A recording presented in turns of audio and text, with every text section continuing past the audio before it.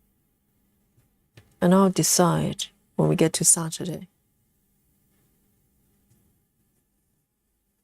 So on Saturdays, if we do double streaming, and it will be one stream for the members before the SAO, our Saturday SAO. Okay, so if you're a new member, then you will get one extra stream on Saturday. So we had double streams on Saturdays. Most Saturdays. We didn't get to do it last week, but we are doing it this week.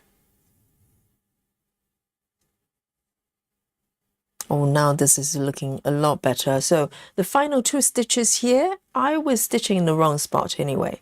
It's supposed to be here. So now I'm doing it correctly.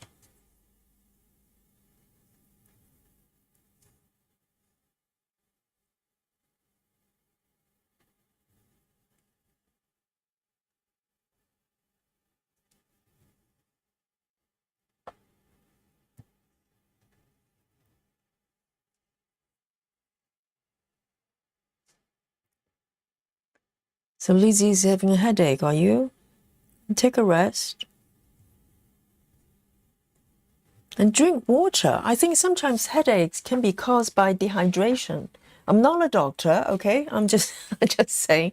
A lot of times, if I forget drinking water, sufficient amount of water, I start to get slightly, I get headaches. And let me take a sip of my coffee. Oh, yum. As usual. Never disappoints. And Suzanne says, probably should catch up on black work. Yes, so on Saturday we can just, catch up or just work on, stuff that we have not got a chance to work on, or something new, That'll be interesting to find out what everybody's working. Everybody's side quest of the choice. And Chrissy says, I actually have a question. How do you get a stitches to look like the color they're supposed to be? Mine are all beige. Okay. Suzanne, I think by default it shouldn't be beige, should it? Why would it be beige? So have you got the smiley face turned on or something like that? Maybe Suzanne knows. I don't know why they're all beige.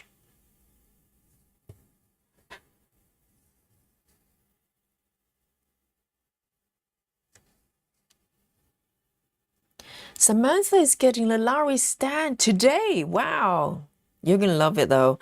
Yes, it does bounce. At least mine does. But it's quite handy. It's very easy to attach and detach projects, and it's quite versatile. I do like it. And I use it on a regular basis. If I stitch on my own, if I just come back and, have some time to stitch in between things, I use my Larry stand. 436, finally. Oh, I think this is correct this time. Here we go. Next one. Yes. I am stitching 758. These are quite pale, actually. 758. 758. It's quite a pale color. So I need to be mindful because I could mess it up very easily. So why don't I start from here?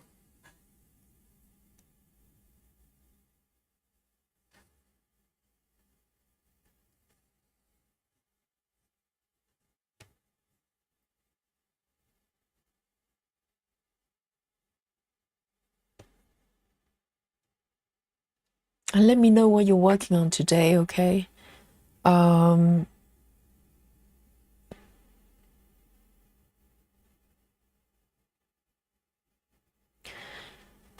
Sarah says, I've been trying to get rid of migraine. Yes, migraine can be caused by all sorts of things, isn't it?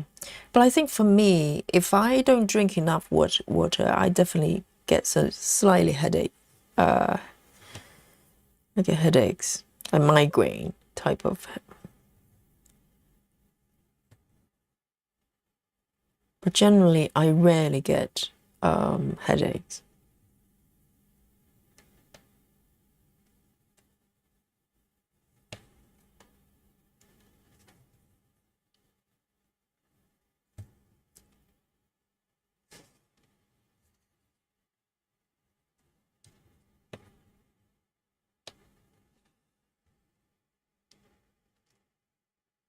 Lona says, I've done 30. What? 30,000. 30,000 on the sow piece. Lona? 30,000 stitches.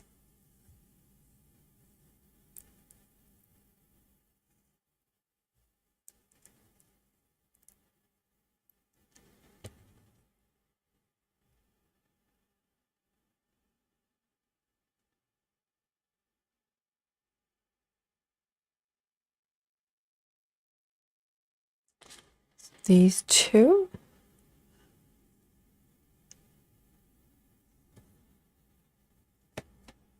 So these colors in this area anyway, they're very, very similar. So I just need to be quite mindful, otherwise I'm going to repeat that performance that I just displayed. That one.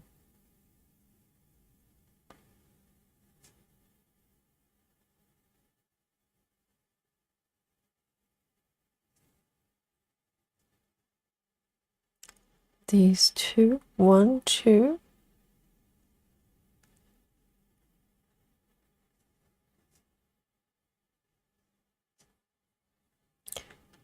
One, two, three, 4. 1, 2, 3. 1, 2, 3.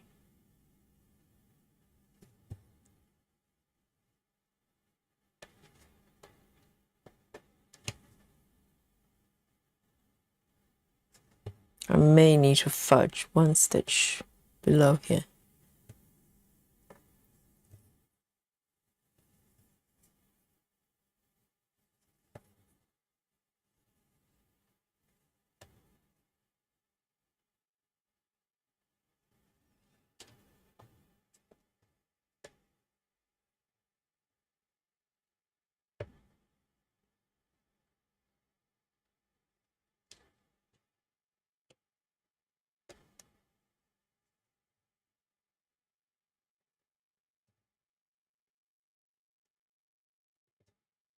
One, two, 3.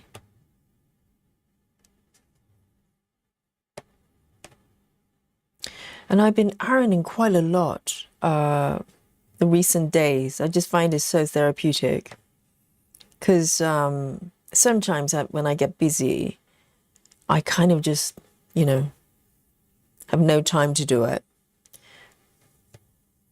But the last few days, I've been trying to find time to iron. And I love ironing. I don't know whether you guys do it. I love ironing my sheets. I like really, really smooth sheets. And I love it when it's smelling really, really, really nice. So I steam iron my sheets, my duvet covers, my pillows. It takes a lot of work, but it's worth it.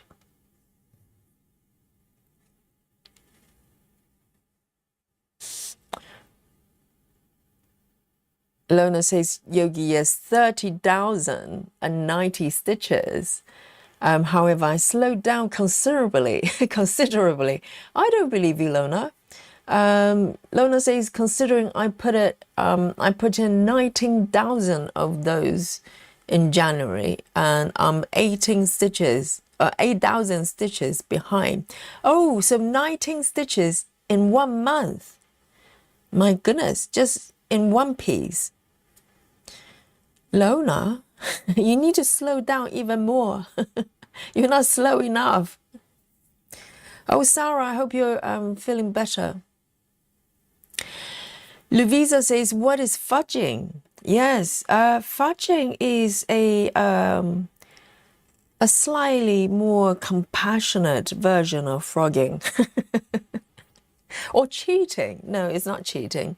It's because sometimes depends on what's happening on your fabric.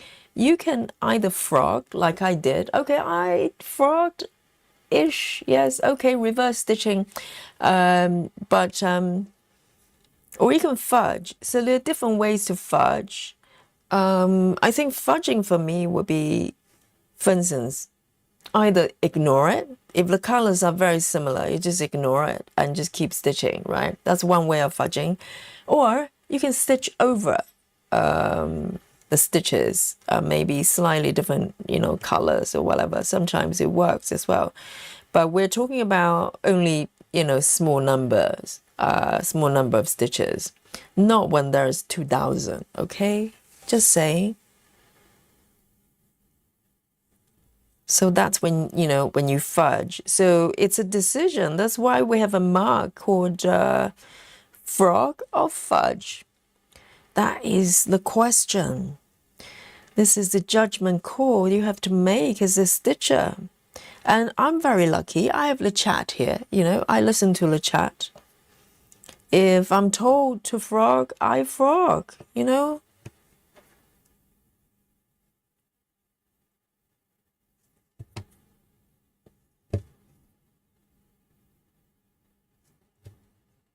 Okay, one stitch here. I'm going to end this color.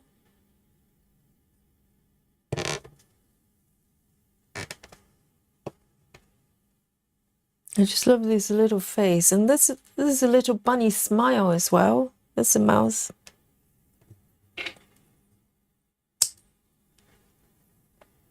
A little bunny hands. The little bunny hands going like, yeah, can I have a bit of everything? 2 of everything. Please.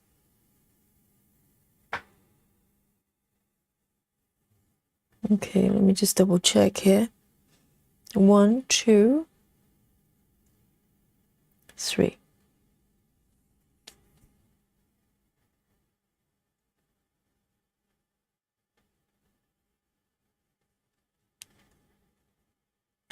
Chelsea Summers says, I avoid ironing like a plain plate. Well, I have days like that as well, but I think it's once you get it going, if I feel like I have tons of stuff to iron, then I kind of, procrastinate. But once I get it going, I just find it so much fun. I keep looking for things to iron. I have a lot of sheets, okay, and pillowcases, etc. I love ironing those. Clothing is easy. Clothing, I tend to just steam the clothing, and it just vertically. So just smooth them out, because the type of clothing I have most is kind of t-shirts, leggings, etc. So I don't iron them as such. I just kind of steam them. But with sheets, I do iron them properly. I enjoy it. But I get it. Some days I just dread it.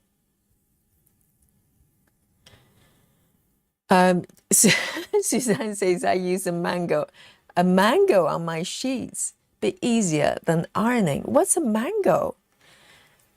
It's not misspelled with mango, the fruit.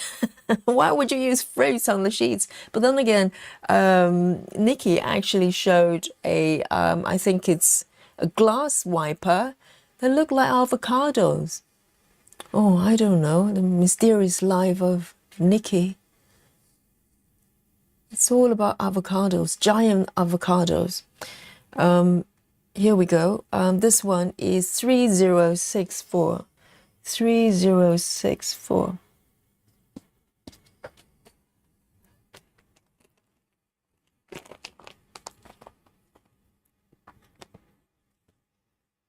Three zero six four. But I had such a great time teaching yesterday, last night's classes. There were new classes because I'm the cover. I don't know what the deal is. I don't know who, you know, whose classes I'm covering. I was told that the previous teacher had to be away for a period of time, but I I don't know. According to the members, there are new classes, so I don't know what's happening. But they were so warm. They were like clapping at the end. They gave me a round of applause at the end of my classes. That was so nice. You don't get those very, very frequently with yoga.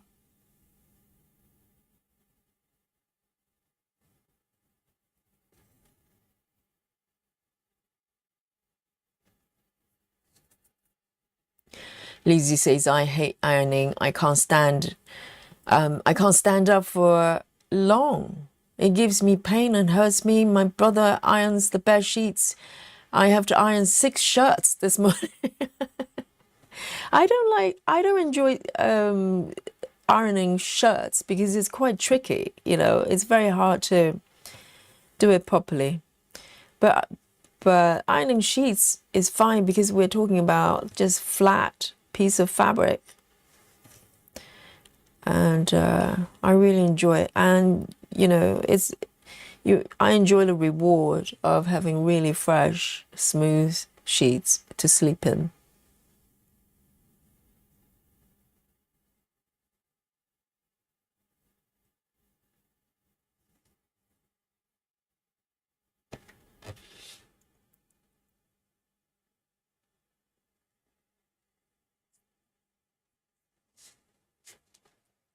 Ah, Lona. So you have Lona says we can discuss slowing down every project, but not my Hey Sao. So the Sao, but Lona, it's only March, barely. You have the rest of the year to stitch that piece. What's the hurry? Seriously. You know, if you don't know, Heaven and Earth Sao doesn't end till the end of the year, the last day of the year. And it's only March.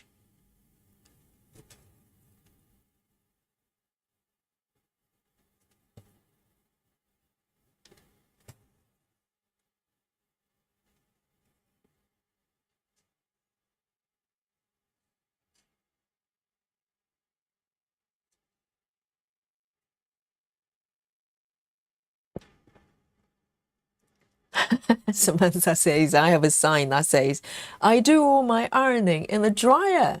You know what, Samantha? I never use my dryer, even though my wash machine actually has a dryer mode. I never do it.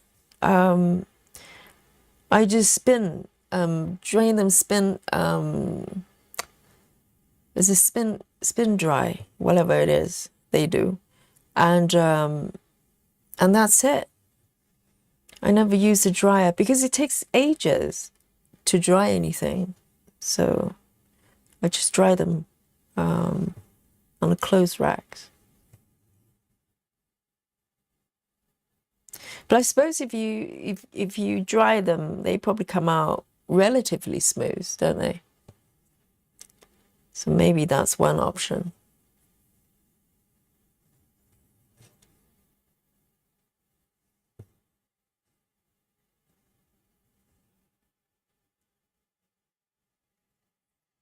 Suzanne says it's like a machine that looks like a roller. You can feed the items in between and smooth them out.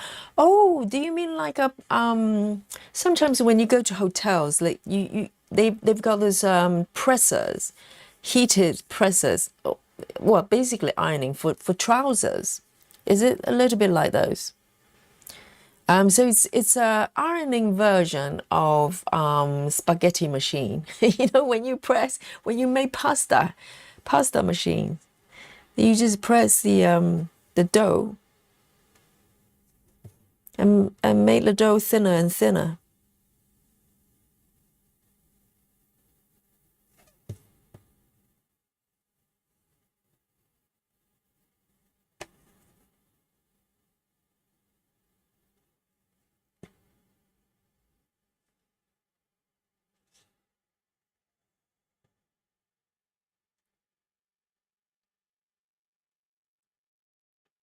Hey, Bess Williams. Good morning. And Bess is in New Zealand. So it's the next day already, isn't it? It's Wednesday, so it's a bunny Wednesday for you.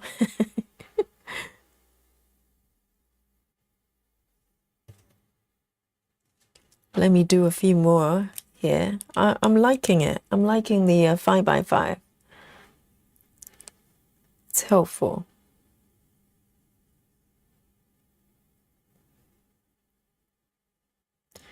And I'm getting this. So I'll probably just grid as I go.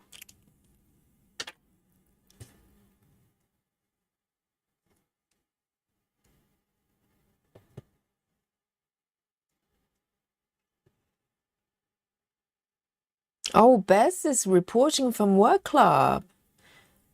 Yes. Salute to you.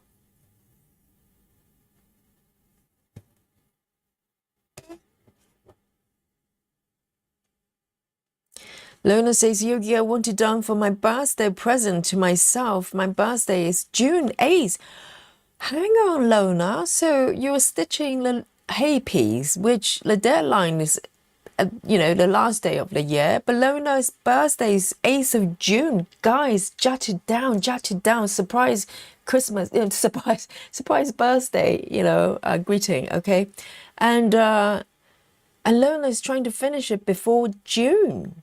8th of June. Oh, wow, we better hurry then. So what is the percentage you are currently of that piece? I think that piece is called Glittering Wings or something like that with a dragonfly. Very colorful.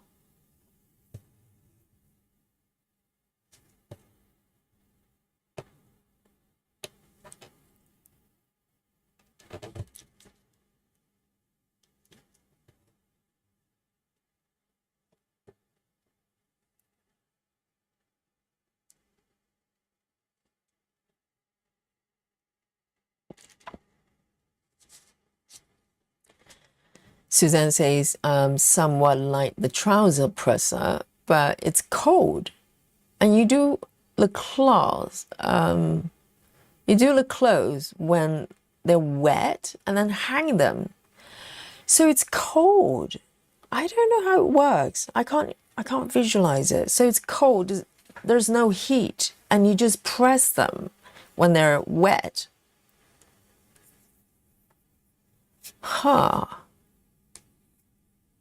And then hang them. Right. And when they're dry, they just come out nice and smooth and flat. I've never seen anything like that. I'm learning something new again. But I love the steam iron because, the steams just make everything fresh and just smells nice.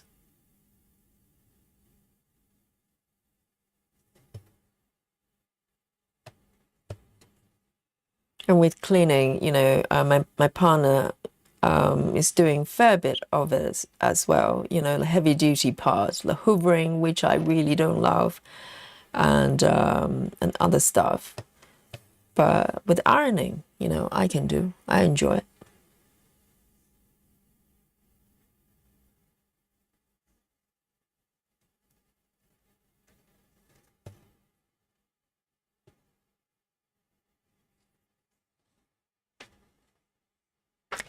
Bess says, I haven't managed to catch a stream of this project yet. The bunny is so adorable. It reminds me of Beatrice Potter.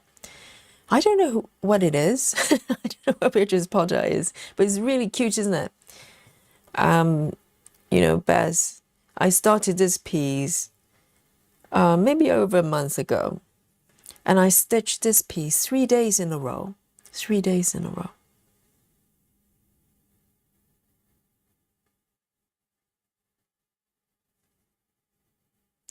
One, two, three.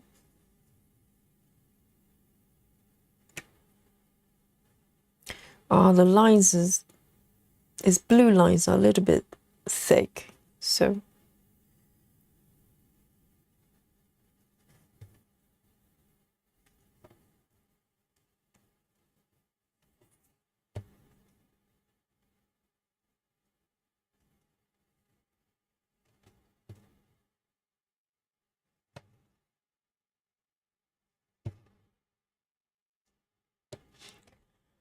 Gayla, hello, welcome.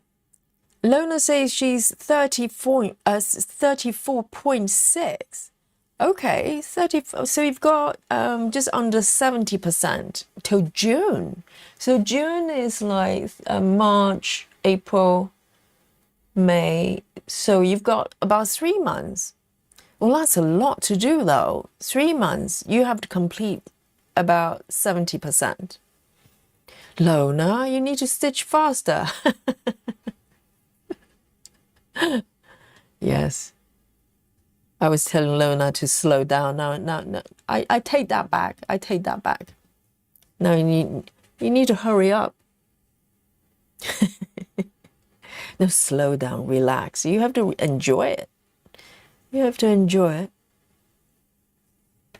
And this is self-imposed deadline anyway. You know, you can always stretch it. Maybe make it next birthday. If you don't get to do it by June, you can get it finished by next birthday. No one's going to complain.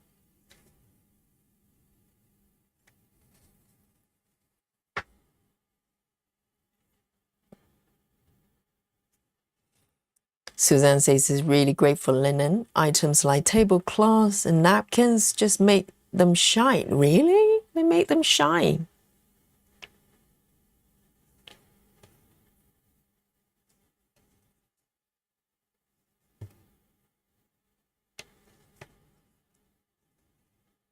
I've never seen devices like that. So there's no electricity or heat required. Wow. It must be some sort of Swedish magic.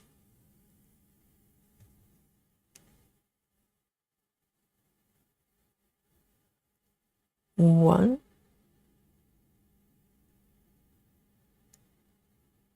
Two.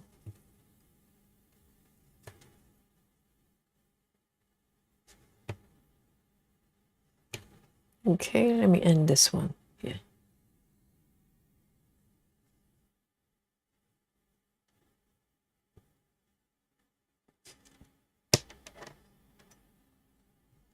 Susan says, a mango is a very old-fashioned piece of wash-day kit. Wow. I probably need to Google to see what it looks like. But sounds very functional. 3064. 3064.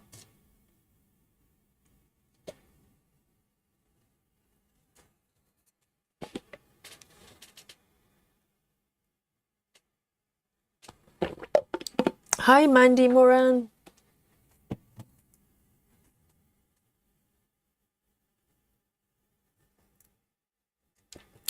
Hi, Lynn.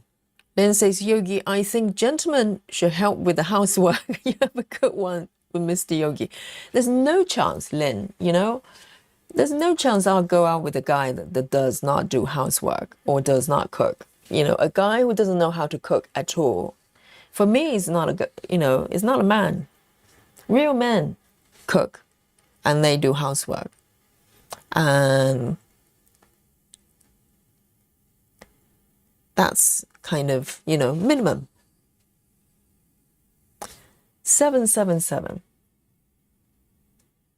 I remember dating a guy years ago. He was a playwright, okay? So I was quite drawn to his talent and everything. I was really into theater for a while. And this guy, he was slightly older than me, okay, at that time. But I was just so, mesmerized by his talent. I met him through going to see his plays. He's a script writer, screenplay. Yes, I'm trying to find the term, and I got him to my place for dinner. This is quite a while ago. Okay, and he just sat there because, you know, my experience with anyone, if you invite them to your house to for dinner and stuff, they always try to come to the kitchen and, you know, at least chat with you, even if they don't do hands-on stuff. Or they might offer, you know, they might offer to go, well, is there anything I can do for you, etc. You know, maybe I can chop, you know, some veggies or something. No, this guy, not only he didn't offer to help me with anything, he didn't even come into the kitchen. Guys, have you seen anything like that? I was so shocked. I remember I was just, you know, cooking in the kitchen, you know, pouring a glass of wine, and I thought he would just come over and chat with me as I was cooking a 3-course meal for us. And he just sat in the living room but talking to me at the same time. And I served a little bit of kind of snacks, you know, so sort of hors d'oeuvre type of thing, and pre-starters on the coffee table there. He just sat there drinking his wine and eating snacks and waiting for the food like he was in a restaurant.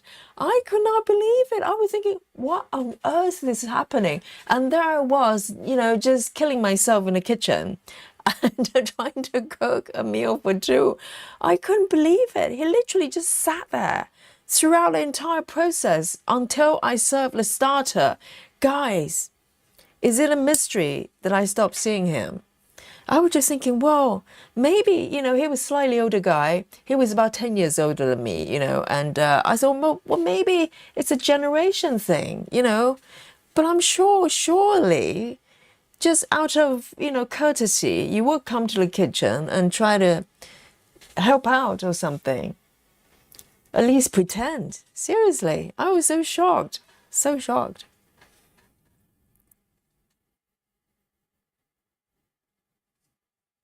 Michelle Fuller, darling, yes. Welcome. Michelle is in the chat. Oh, my horror story, you know, this guy. Could you believe?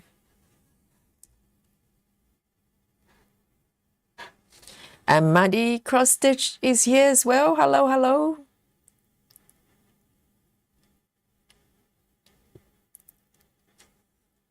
And Maddie says, hello everyone, I'm working on Fierce Beauty Mini. How's everyone today?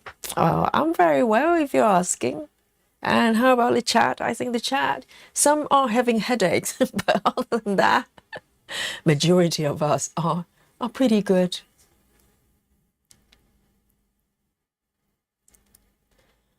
Here we go. 3712. 3712.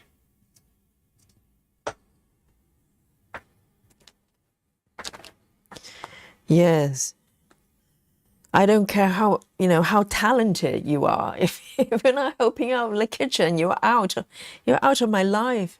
3712.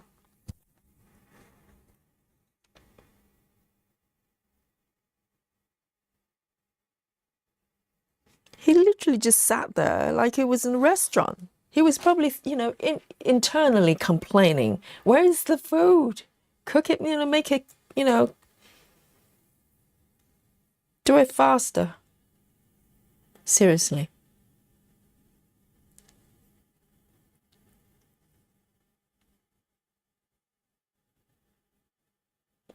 Oh, Suzanne, I'll definitely Google it later on. I'd love to see what it looks like. The magical machine that you don't have to do anything. They just press everything for you.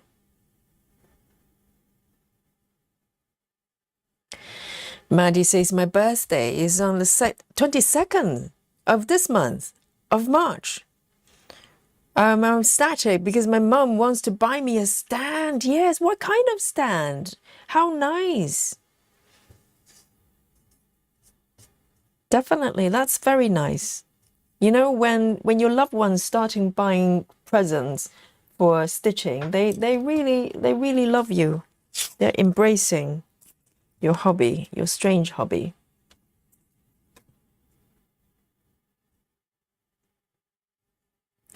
You know, but beware if they buy you a Gecko Rouge kit, okay, and then just tell you to work on it every day, then I'm not too sure about that. Let's have a look. Where am I? Here. This is my stitch.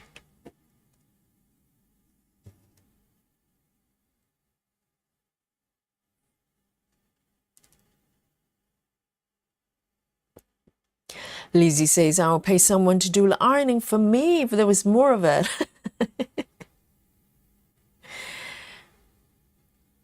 Yes, I'm terrible with other things, you know, like hoovering, I really hate. And I don't mind dusting and stuff like that, the basics. I don't like noises. So any machines that, you know, makes a lot of noises, that I don't really enjoy it. But ironing I can do. Ironing I can do. And I enjoy it. Once I get started, I just look everywhere to try things to iron. You know what I mean? It's like, what else can I iron? Please give it to me.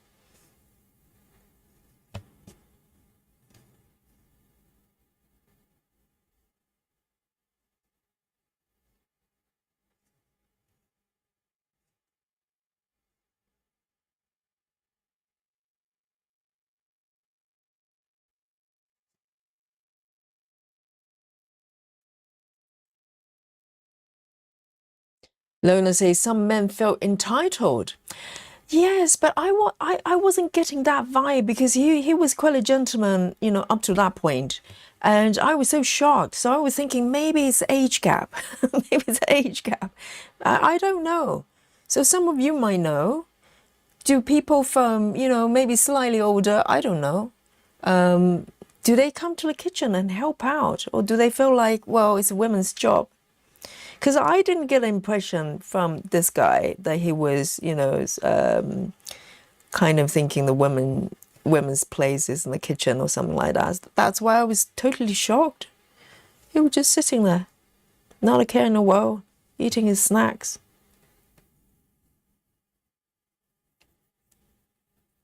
Yes, stitching Jess. Exactly, he's gone. I know, it's just incompatible. No chance it's gonna work.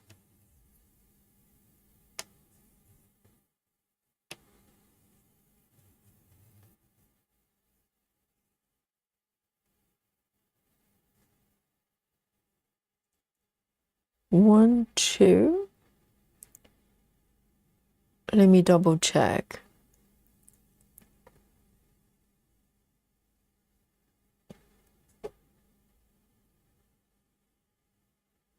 Okay. One, two.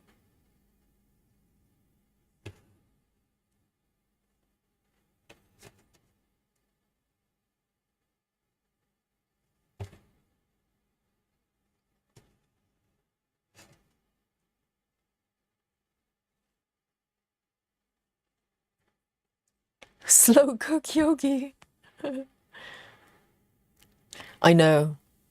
Well, to be honest, Susan, you'd be surprised. I'm actually quite good juggling cooking like 3 courses, you know, because a lot of people can probably handle cooking one dish fairly well. But when it comes to multiple courses, and it gets tricky because timing is everything, I'm actually relatively good with that. I'm good with, you know, timing everything just right. But then, you know, I don't do very complicated things. I don't do sort of Michelin star style cooking. My cooking is very simple.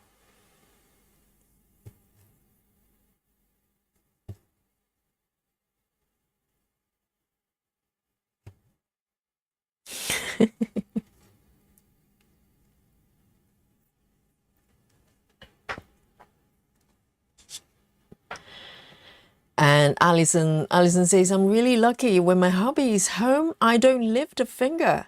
He does everything. And take it easy. Take it really. Oh, that's probably one word misspelled there. So the whole thing kind of went a little bit. Yeah. So when he goes, okay. So when he goes offshore, Alison will have to do it herself. I know.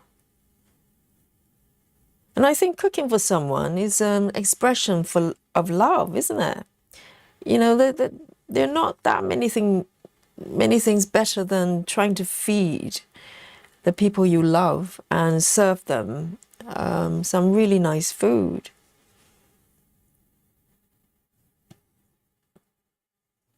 That's why, mom's cooking is always special because it's an expression of love. Ooh, this one looks slightly iffy. It's okay. This is fudgeable, I think.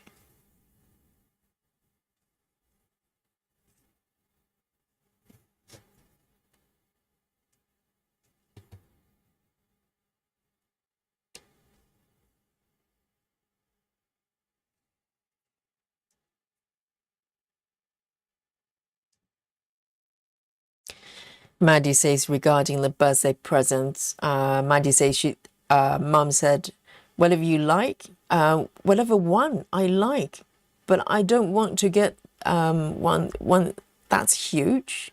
Thinking about finding one similar to yours. Yes, the desktop ones are really, really nice, and you can get them quite easily online. There's so many brands out there. Yes, it'd be lovely.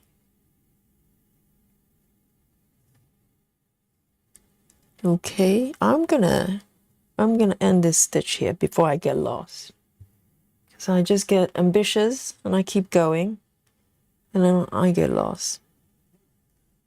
So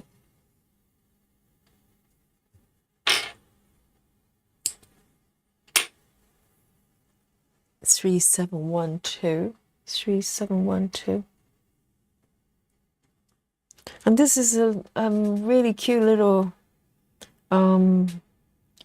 red and pink scarf. It's just so cute.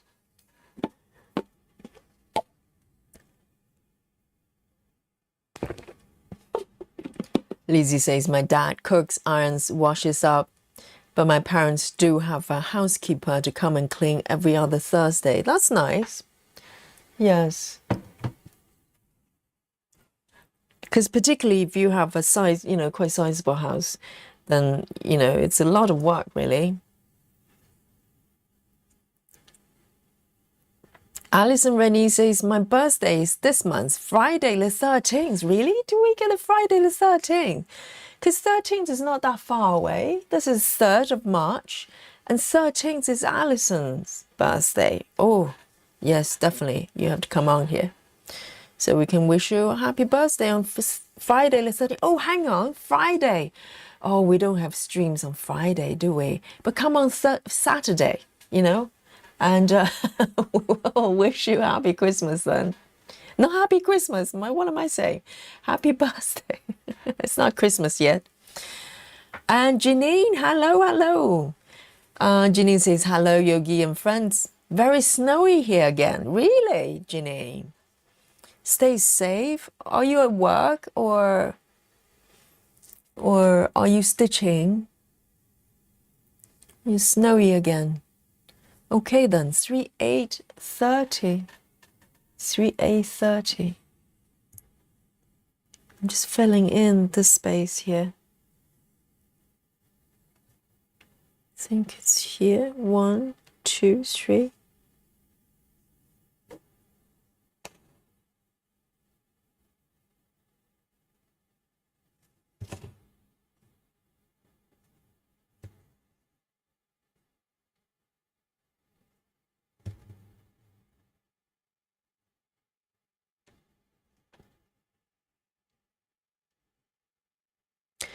Peggy says, I worked in a bank the Friday after Thanksgiving. My husband called and asked how to make a turkey sandwich. I wish I knew that prior to marrying him. They put him on speaker. Embarrassing. Oh dear. There is it.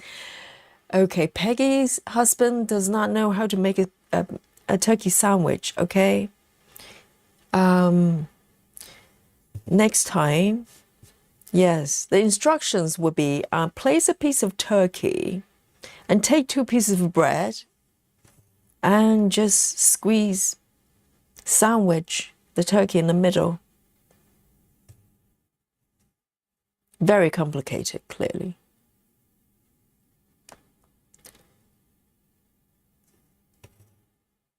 Yes, but it is entirely possible because, you know, a lot of men, if, I don't know, depends on the type of people they date. If they always date people who, you know, women who are willing to do everything for them, then they probably never learn.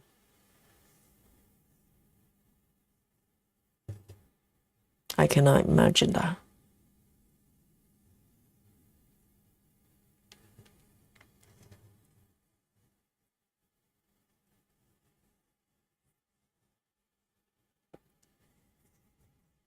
Lynn says, Yogi, my man is not allowed near the wash machines as I ended up with beautiful pink underwear. Are you saying the pink underwears are not yours, Lynn?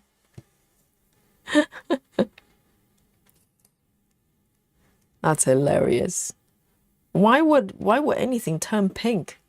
What is he doing with the underwear?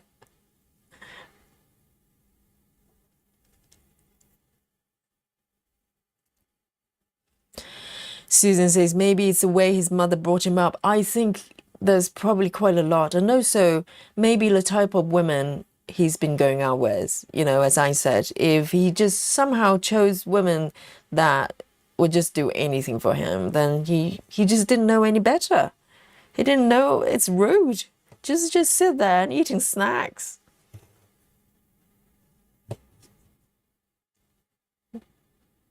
That was pretty shocking.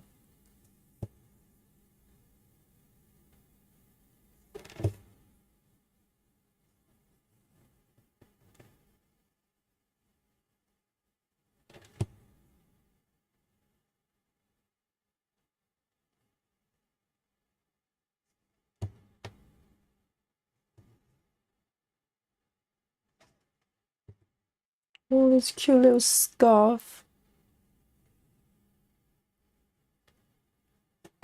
I'm gonna just do one more down here.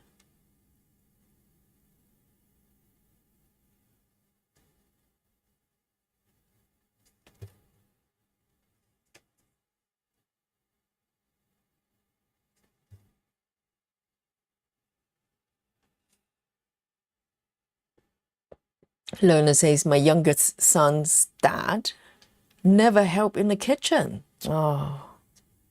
The thing is, men like that, or even women really, some women don't cook either. But I think it's such an important life skill. And a lot of people it's kind of learning the hard way during COVID. Because, you know, maybe people used to cook meals for them cannot be there. Or if they always go out, you know, to eat, they can't do that freely. They have to cook some people probably don't even know how to cook an egg properly. 3:30.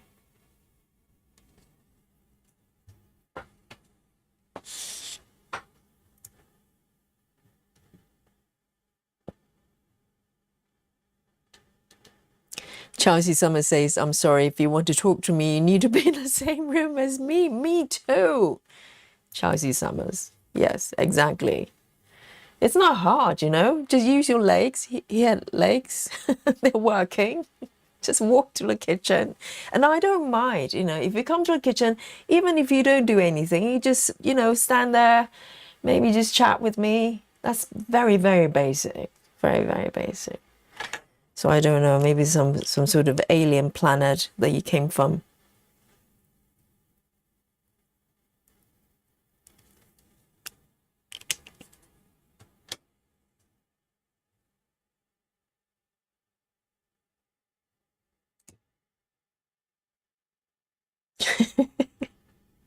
Turkey sandwich. And Bess Williams says, I love when someone cooks for me, but surely half the fun is hanging out with them in the kitchen and doing little cooking tasks together. I never just sit there like a lemon. Exactly, Bess, that's because you and me, we're normal people. Some people are not normal. That was so strange. And also, if it was kind of a dinner party situation when you have multiple people, then okay, maybe one or two just sit there like lemons. But at least some people will come to the kitchen and chat with me. But no, it's like, I cooked this meal, for two, and he was just sitting there. He would just like try to stay away as far as possible.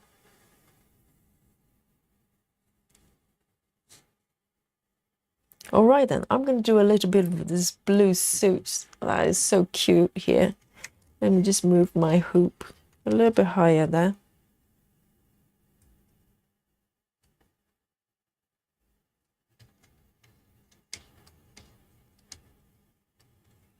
And I totally agree with you. Hanging out in the kitchen, cooking together is so much fun, isn't it?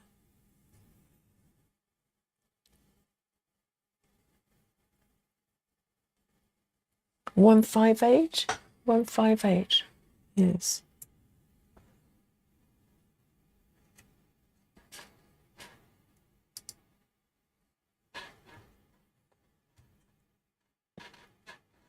I'm going to do a little bit of gridding here. I'm really into it now. Let's have a look. So, 3.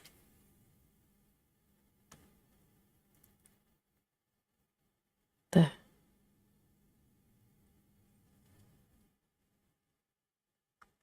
And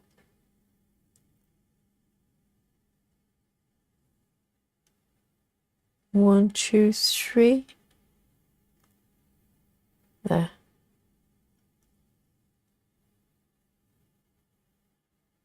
One, two.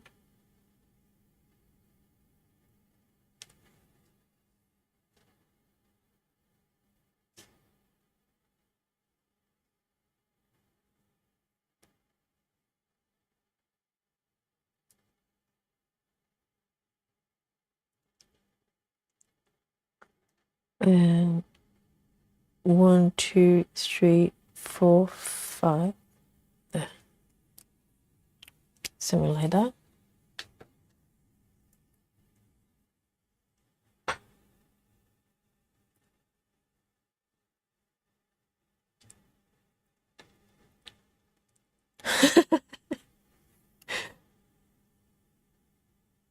Lona says, Yogi, if they want meals from the Ritz, they should have taken you out for dinner. Exactly, Lona. Yes, but then, Lona, you're talking sense, Some people, they just, I don't know. I don't know what happened to them.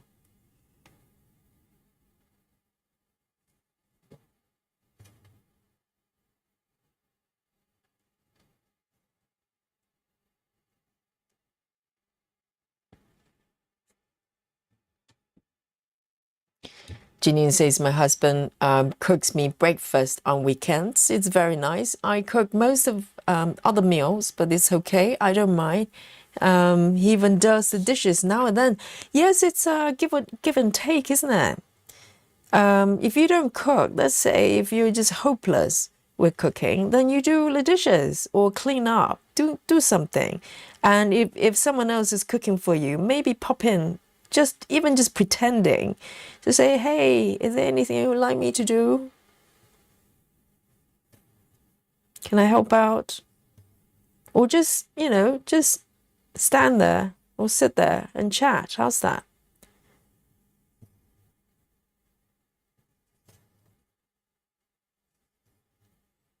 And Mr. Yogi is a very keen cook. So we get along.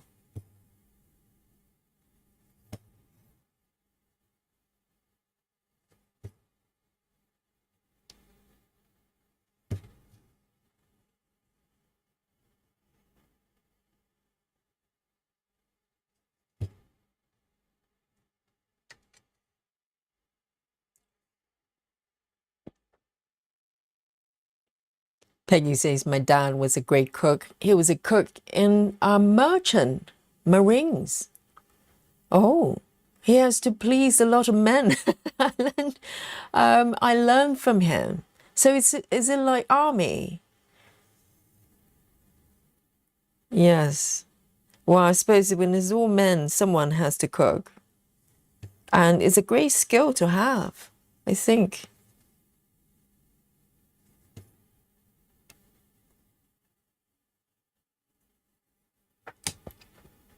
So Janine is still riding in the car to go home, slow going. Yes, Janine, be careful if you're driving, driving and texting.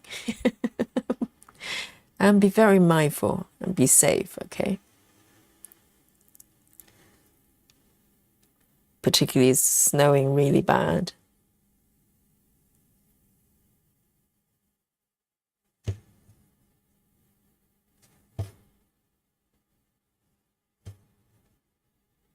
I mean, London's so mild. I mean, in the evenings it's still quite nippy sometimes, but during the day, I can definitely feel the daytime is getting longer. So it doesn't get pitch black when I get up, and it's not that dark when I go to work in the studio late in the evening. And it's definitely much better.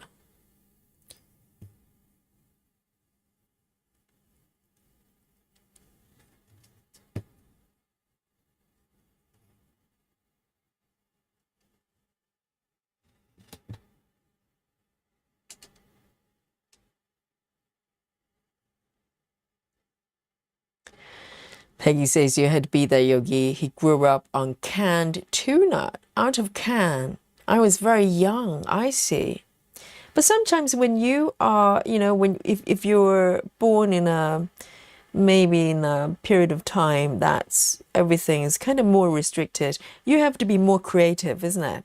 It's like during COVID as well, when you have kind of less resources to play with, you have to be super creative.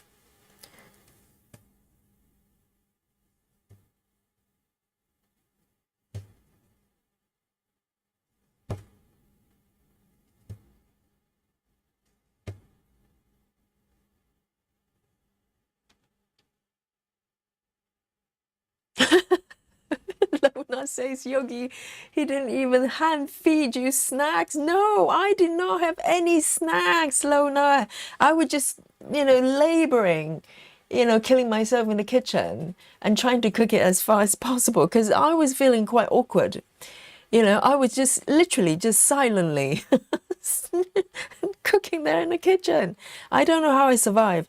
And occasionally he would kind of, if I ask him for something, out of politeness, I said, oh, would you like more wine? And he would go, yes. Probably waiting for me to pour a wine for him. I know. Never again, never again. But how do you know until you invite someone to the house and watch them, see how they behave? And these things are important. Can you imagine if you marry someone and realize they're completely just like, sitting there like gooseberry, not doing anything. They expect you to do everything. It's too late.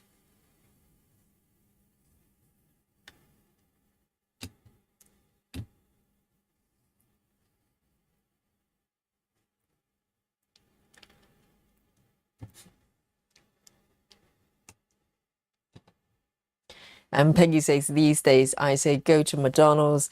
My son is a fantastic cook and he won't eat anything fresh. He's a fantastic cook. He won't eat anything fresh. What does that mean then?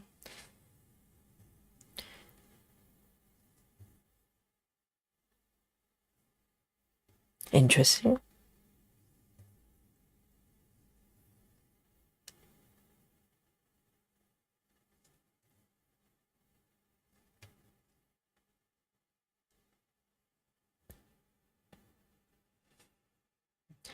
Janine says, I really think they should have basic cooking classes and mandatory in high school. It is an important skill to know for a young person to go out in the world. Do they really need geometry more than cooking? I would say cooking is probably more useful life skill to have. And I think, you know, how you're brought up is probably has a lot to do with it.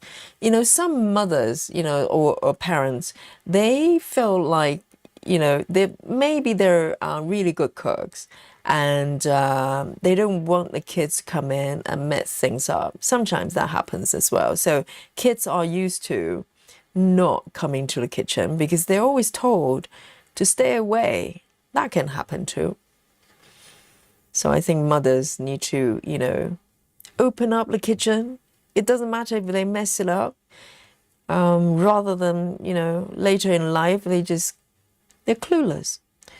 And I think cooking is a little bit like riding bicycles. You have to learn young, because then, you know, otherwise it just turns into this complicated alien things you have to do. You know, for instance, if you don't know how to make a turkey sandwich, we have problems.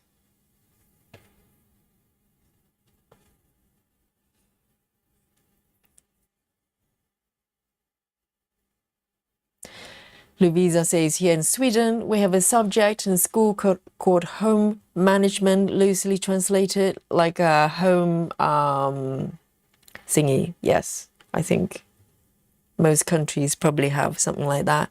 And we learn to cook, clean as well. And basic personal finance.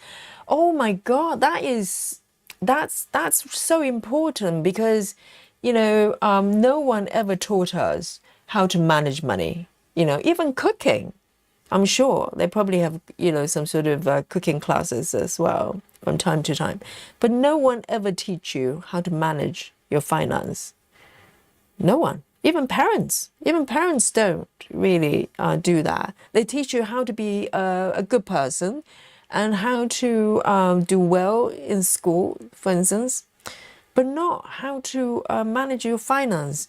So, and also a lot of students, when they graduate, they end up with a student loan, you know, in debt. That's how they start their life, away from home. And they run into problems. I did. But no one ever taught me how to do it properly.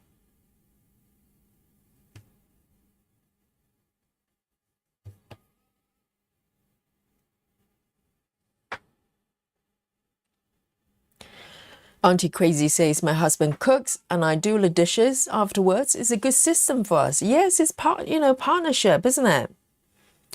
If one person enjoys, you know, one thing better, or maybe better at something, and the other person can do other things. You don't just sit there and eat snacks, right?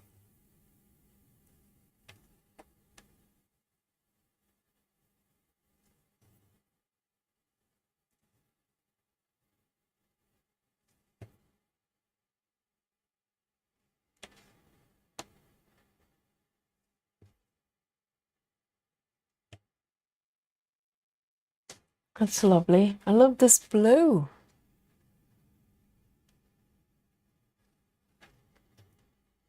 I'm going to end this bit of thread.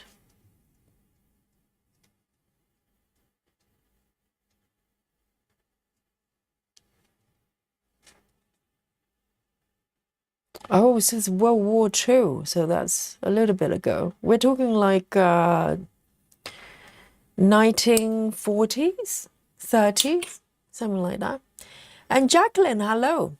Jacqueline says, my husband is 91 and my caregiver, and he does all the cooking and clean up. 91, amazing. Jacqueline, you've got the right one, a good one. Keep him, okay? Amazing.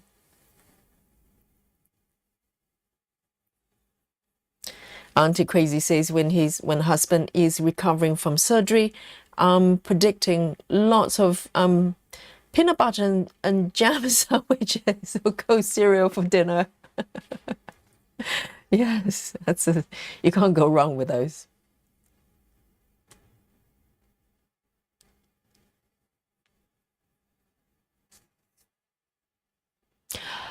Peggy, I think that makes a lot of sense. If his mom and dad didn't cook, but who cooked for them then? Do they have like a professional cook or something? If the mom and dad didn't cook, of course, he probably didn't get to learn it at all. So in a way, I have a little bit of sympathy for him because it's just not a thing. It's like me. If you ask me, can you repair cars? I'll say no. I don't have a car. I never been taught how to fix a car. No idea. There's little hands here. I'm gonna just fill in some stitches here. They're so cute. 3722.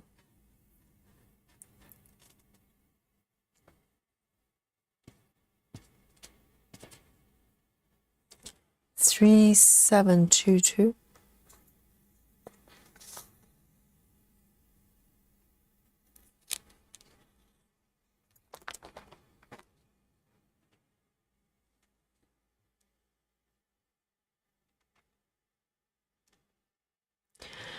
Kristen says, this is one of the best benefits of a gay relationship. No one expects to not have to do something. Yes. You can't really say, well, it's women's job to work in the kitchen. You're both women. There you go. Exactly.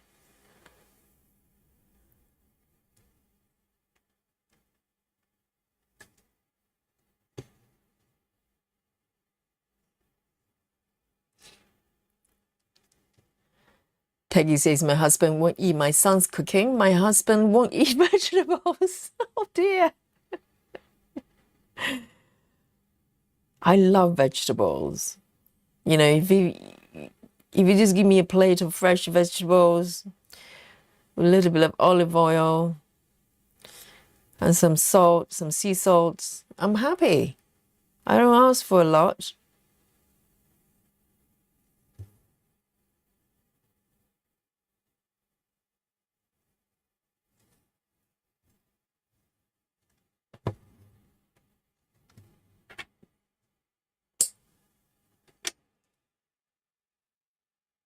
Suzanne says, both my parents are great cooks and super interested in cooking. I know, I think people who are interested in cooking, they're interested in life, I think. People who either don't enjoy food or don't enjoy cooking in some way, I don't know. I don't want to say they're miserable, okay? But, it's like people who have no hobbies. You have to have passion for something.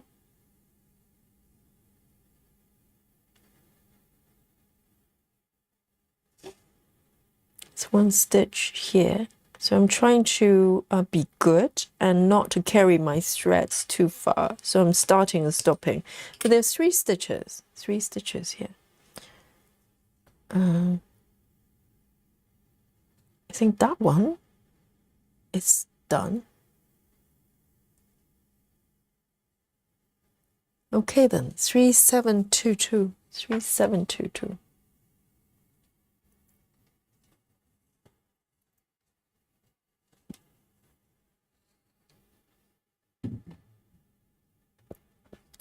Susan said, time for hot chocolate. Amazing. Susan is very good at the hot chocolate front. I made hot chocolate for a few times, but then I just got lazy and I want to drink coffee as well.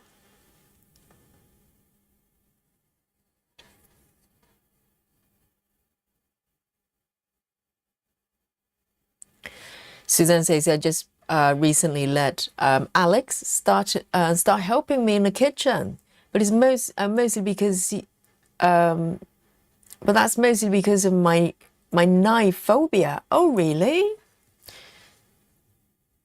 So so how do you cut things?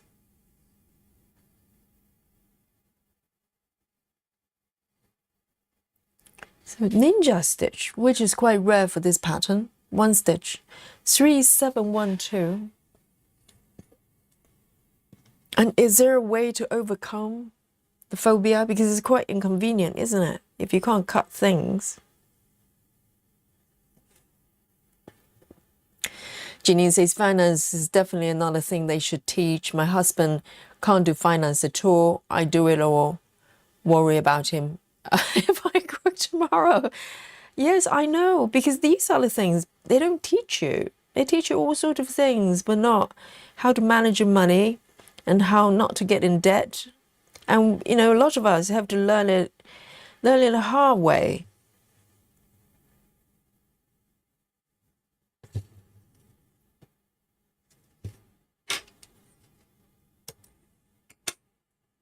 Um, 3712.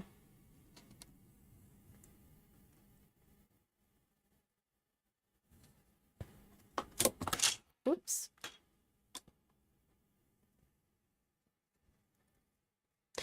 Lynn says, Yogi, my brother and myself set fire to the kitchen making a bird seed cake. What is a bird seed cake? And Lynn says, it was on Blue Peter Children's TV. Did you try to recreate something from Blue Peter? Oh my goodness. Yes. That's why it's on fire, because they're probably not real cakes. What's bird seed cake?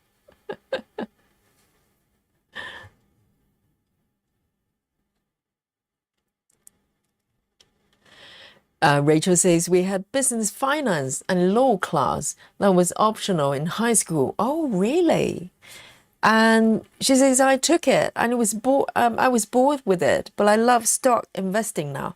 But that's slightly different, isn't it? That is slightly more sort of, yes, I suppose investment is a useful sort of knowledge to learn as well. But simple things like how to not get in debt and how to maybe, you know, to save up, how to just you know, just not get into trouble and stuff like that.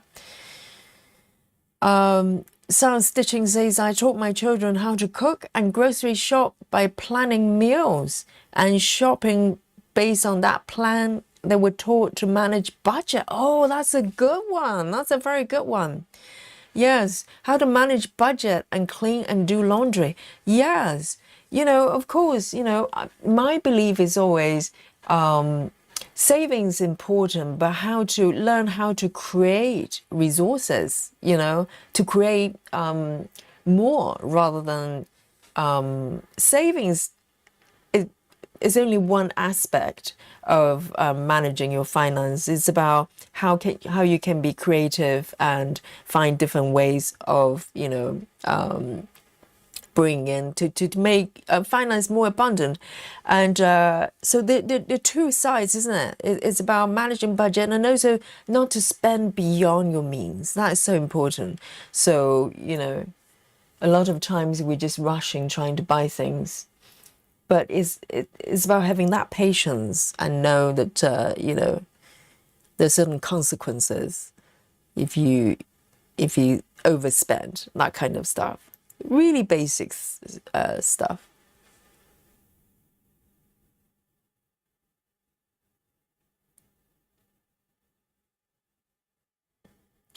Peggy says, I think it's about it's a husband, isn't it? Always ate out. Oh, the parents, yes. They always ate out. His 50 years. He said 50 years to learn something. Oh. But I think the way I look at it is cooking is it's a path to freedom as well. Imagine if you have to wait for someone to prepare a meal to serve you, you're not able to do it yourself, meaning that you're dependent on somebody. And that's not freedom, that's dependence. And if the person stops doing that for whatever reason, you're stuck. 931, 931.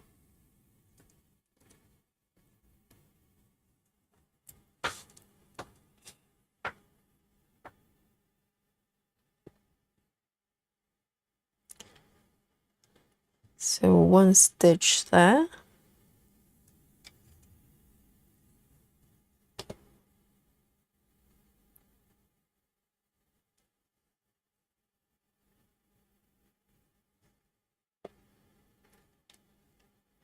Lona says, Yogi, oh, is that you? Lona says, I don't like food or cooking, but I love my crafts and being creative. Wow. Why don't you like food? Lona. I like food.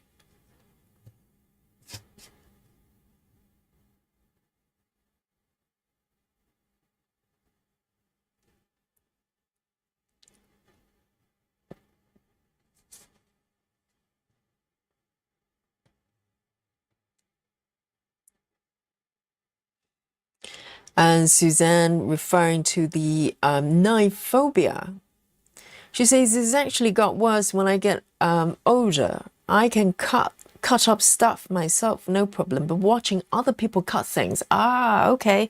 So you can cut things yourself, but if other people cut things, it freaks you out. I wonder why that is. Are you worried they're gonna cut themselves? So if Alex is cutting things, you're just worried that he's gonna hurt himself. That's an interesting phobia.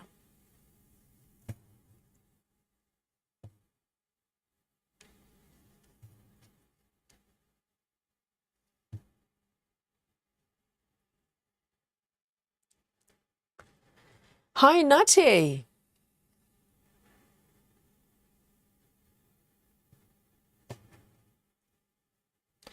And Nati says, I have no idea how people stitch in hand. I just tried it and it took me 3 hours to do 100 stitches. I think stitch in hand,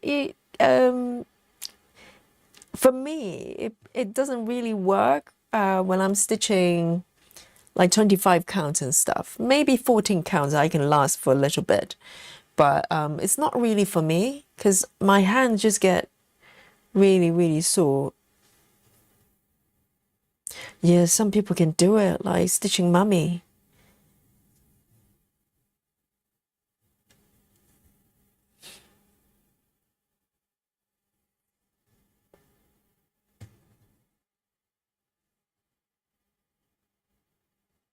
So I wonder if something like knife phobia, if you're okay cutting things yourself, but just can't watch other people do it, I wonder if it's a form of kind of anxiety, worrying about other people hurting themselves, or I don't know what it is. Because if you're okay cutting the knife, using knives, then it's not the cutting that's the problem.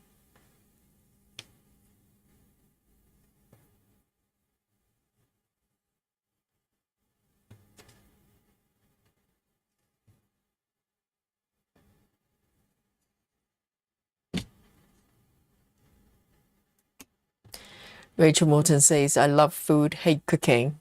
Then Rachel, you need to find someone who can cook and happy to cook every day. But hating cooking is slightly different from can't cook. You know, can't cook or won't cook. They're two different things.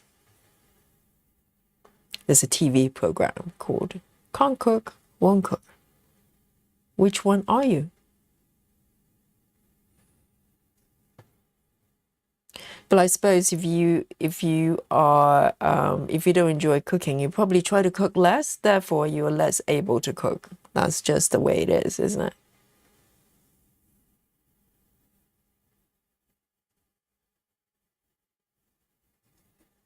If you do it less,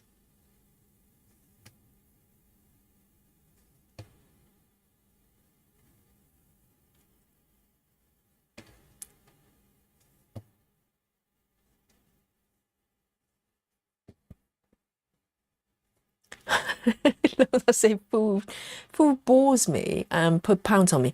Lona, do you know her favorite foods though? Wasn't that you the other day talking about pickle sandwiches or something? You like food?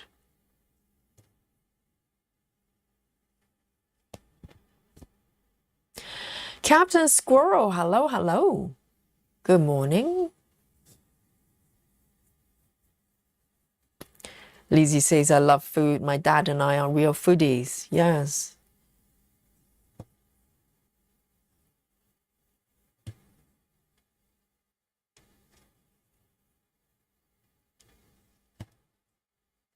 And I like, I enjoy, there's a strange way of putting it. I like people who are adventurous with food as well. Because, some people, they kind of just stuck with the same type of food. You ask them to try anything, they kind of go, no, it's okay. I'm okay with, whatever I'm eating. It's okay.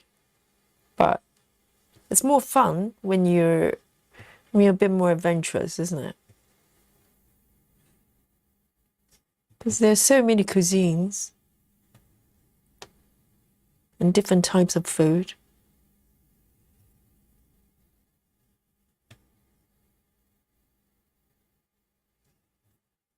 And I actually knew some people, a couple of people, they never had hummus, which is quite hard if you live in London, because in London you go to every supermarket, you get hummus.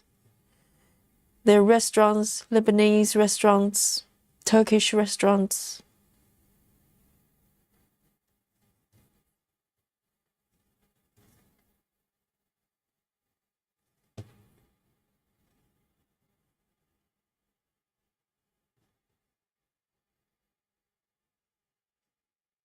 Let me grit this one as well. Let's go right here. 1, 2, 3. And here.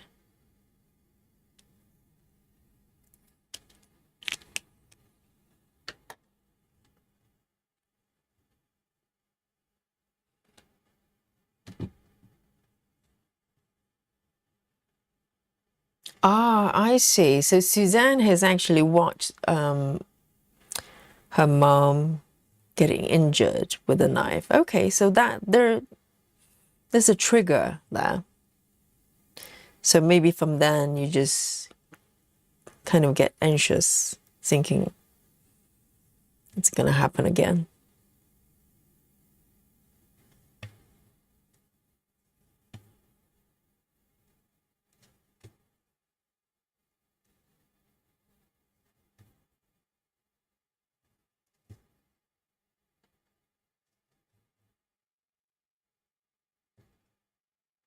Okay.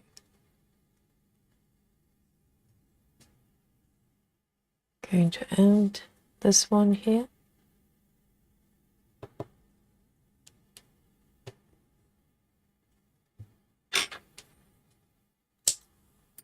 Okay. That's so cute.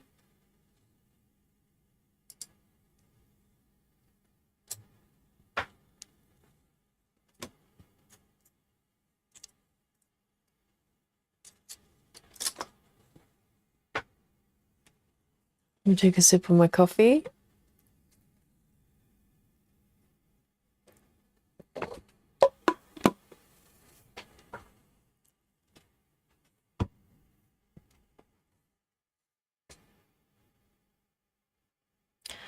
And Peggy says, if you use a dishwasher, put your knives and forks down. My son works in a hospital. Very careful. I know. It's a simple mistakes to make, isn't it? It's a little bit like even like pencil. You've got a pencil container and stuff like that, or pen content. In my case, I've got a few pencils there. And there are occasions I have the pointy bits pointing up, and that's enough to hurt me. So imagine if you put your knife upside down. I used to, well, we're talking about ex-boyfriends a lot today. I had a guy, we lived together a few years ago, and he used to put knives upside down all the time in a dishwasher. And there's so many times I nearly hurt myself. And I kept telling him, darling, please, you need to be careful, because I could hurt yourself. He could hurt himself as well. But he just kept doing it. I don't know. Maybe he was trying to kill me. Do you think? True crime. Dun dun dun. True crime episode 2. Lona says peanut, butter and dill pickle sandwich. Exactly. Lona, you loved it. You love food. Hello, Rose. And Jackie. Jackie says, hi everyone, Yogi. It's snowing here. I think this bunny may actually be cursed. I know, because Janine, and where Janine is, it's snowing quite bad as well. But no, Jackie, imagine without the bunny, it's probably snow really even harder. So the bunny is stopping, it's trying to, it's actually preventing snowstorms.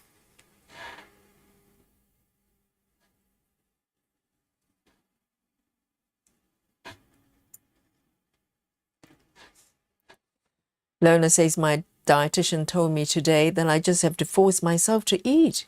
Lona, do you not have appetite then?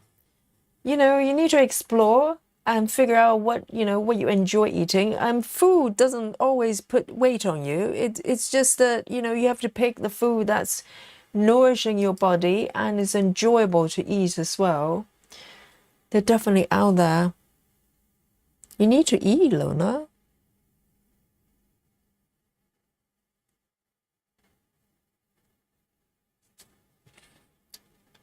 I am going to do this one over here. 3064. 3064. No spooky bingo today. 3064 yet.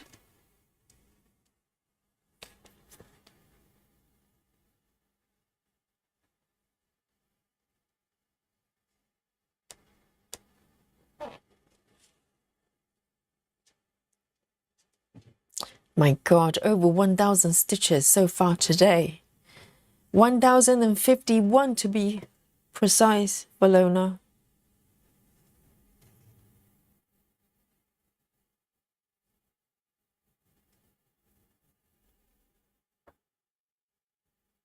Peggy says, whatever I eat, my French bulldog eats. I eat healthy.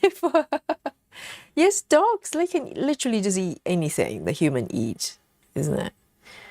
I mean, cats can't do the same. They're very specific.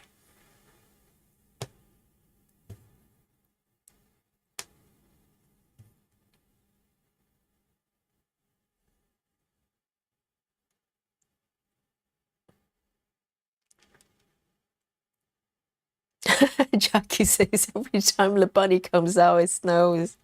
It's not true, because if the bunny doesn't come out, there'll be snowstorms. So even though it's snowing, we're preventing the worst. Oh, this one is a little bit funny. Why do I have this bit sticking out?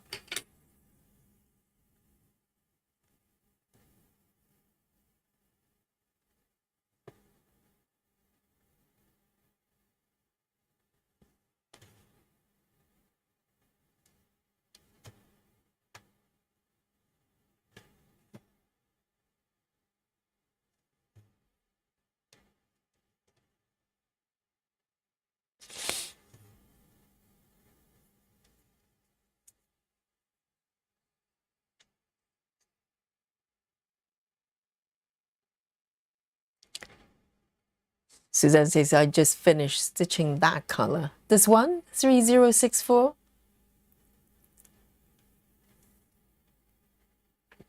Oh, BLT likes peanut butter and pickle sandwiches. I have not tried it yet, but I can kind of imagine it should work. It's kind of slightly vinegary and creamy at the same time.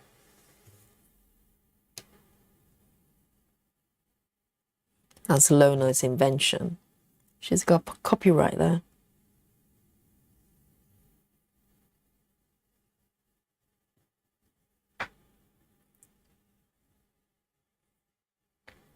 Lona says, I have not really had appetite for 7 years. My husband was a great cook. Oh, Lona. Lona just need to explore different kinds of foods, different flavors, you know. Lona, do you like Indian curry? That's nice and spicy. Or, I don't know, there are all sorts of different kind of foods.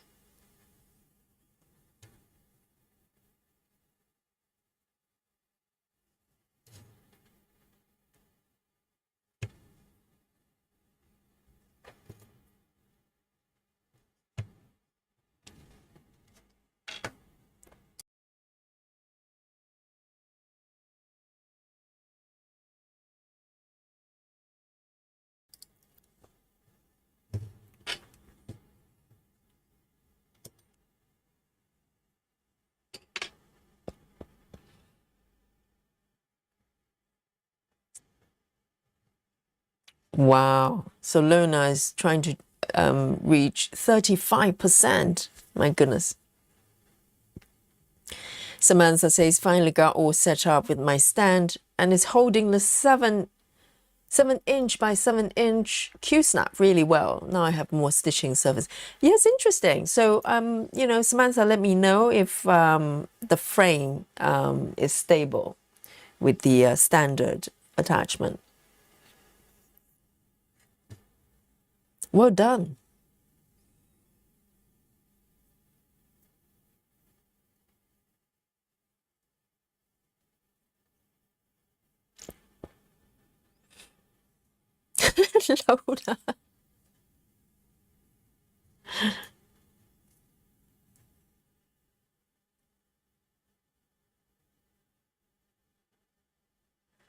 Lola. Lona says, Yogi, you said you'd try it. It was my dad's invention, not mine. Okay, so the peanut butter and pickle sandwich, it was Lona's dad's invention.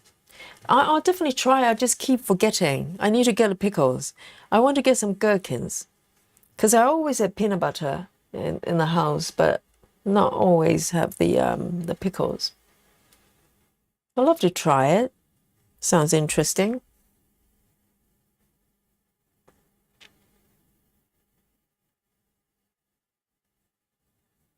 All right.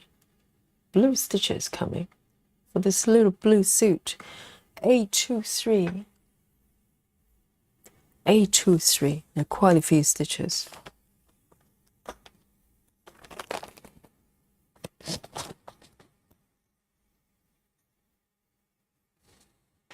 And we might stop for a bit of chocolate, a chocolate break.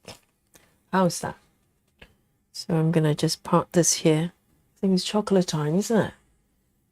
Guys, snacky time, okay? Bring out your snack. It's mandatory for the yogi stream. Bring your own chocolate or whatever snacks you're having.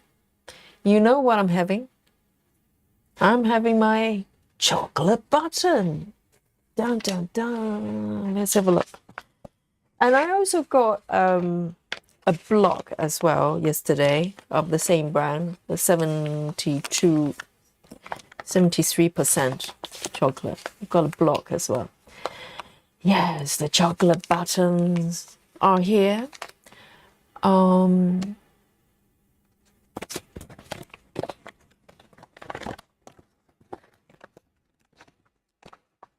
And BLT says I'm vegetarian, but a few friends love peanut butter on their steaks. Really? On the steaks? That's interesting. I know people put butter on steaks. I've never heard of peanut butter on steaks. Cheers, everyone. And let me know where you're snacking and where you're drinking. I'm having my naked coffee, my black coffee. I love my black coffee in the evening. It tastes so good.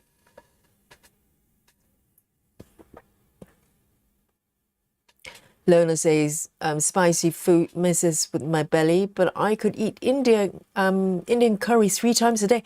I know. You know, London is known for Indian curry. Apparently, I don't know if it's true or not. Even people from India think enjoy curry in the UK.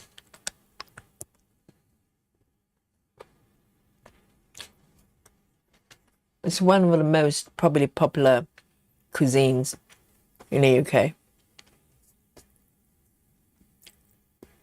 And Japanese is getting really... And Italian. Everything. Yum.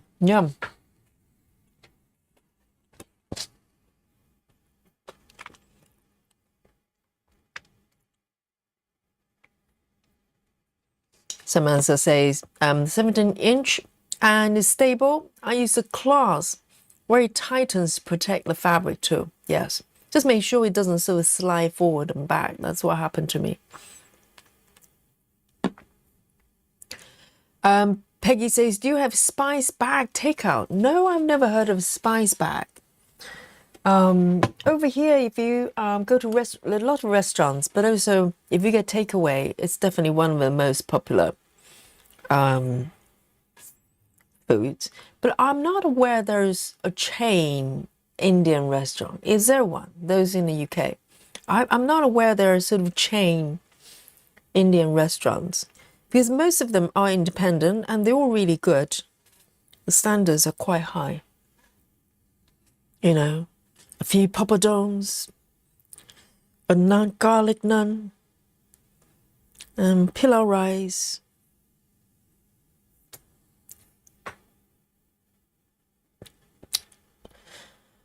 Lona says, I had late night lunch with Mum. I can't eat another bite. Have some chocolate, Lona, you know. I'll dedicate this chocolate button to Lona. Cheers.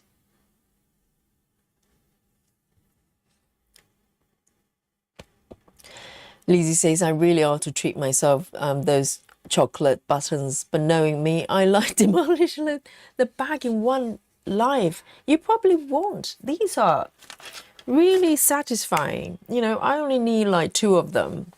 And I feel like, you know, I really had chocolate. And Lizzie as well. Lizzie is in the UK. But make sure you buy... I think it's much better to buy them online, because if you go to shops, you know, like Whole Foods and stuff, this bag, it's about nearly £5. But I get them from Amazon Fresh, and it's £3.50. It's really good.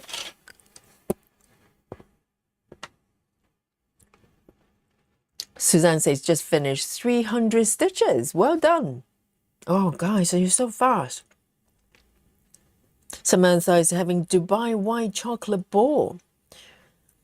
So is Dubai a brand name, or is it actually coming from Dubai? I wonder. And what does it taste like? White chocolate ball. Yum.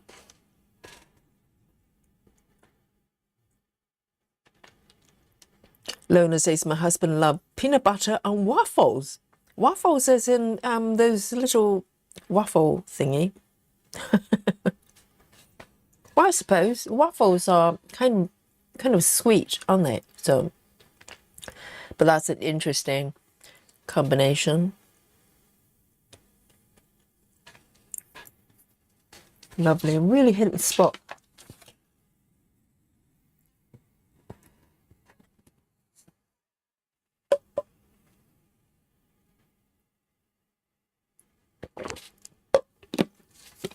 I rarely eat white chocolate, actually, because white chocolate, for some reason, for me, in my mind, it doesn't feel like chocolate.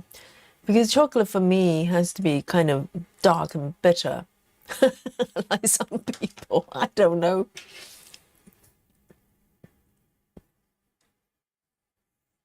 Rajal says, I make everything at home.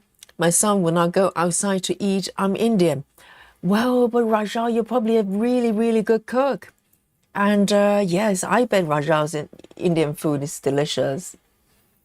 Yes, we're not so lucky to have authentic Indian food. But having said that, when I was at college, I did go to a friend of mine from college. She's Indian, really, really lovely girl. And I went to her house and her mom cooked us some meals. And it just seems so easy because Indian foods, I don't really cook Indian food myself because it just seems complicated, even though I do have a tray of spices that I use for various things. But cooking Indian foods does sound slightly daunting for me. And but I went to this friend's house, and the mom just like rustled up like a few bowls of curries and some rice. It was just, I still remember. I was at college. I was a student then, and I still remember how delicious it was. Homemade, Indian food has got to be different. It's got to be different. Oh, and I remember saying to my friend, and said, "You're so lucky because you get to eat it every day." Let me do some gridding here.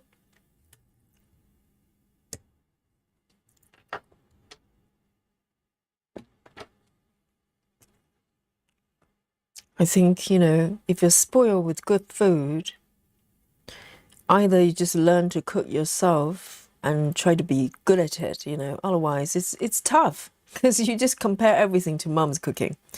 1, 2, 3, 4, 5. 1, 2, 3, 4, 5. There you go. 1, 2, 3, 4, 5. I think it's here.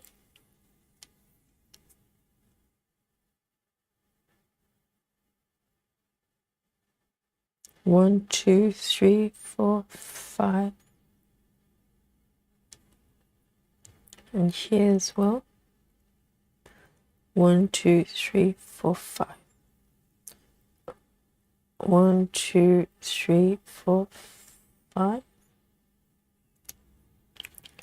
Not pretty, but works.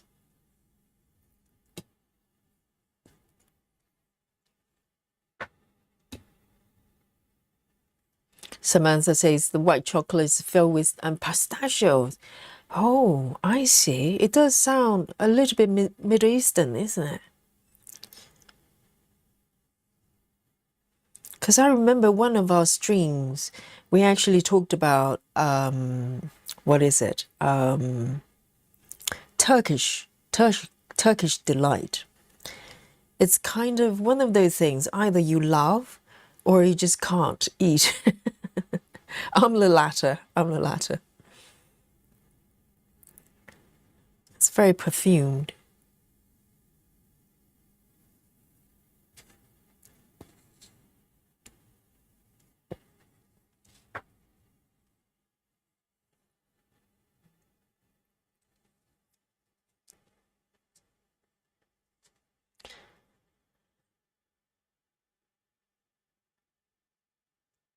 Peggy says it's Chinese food with fries and curry poured over it. What are, what are we talking about?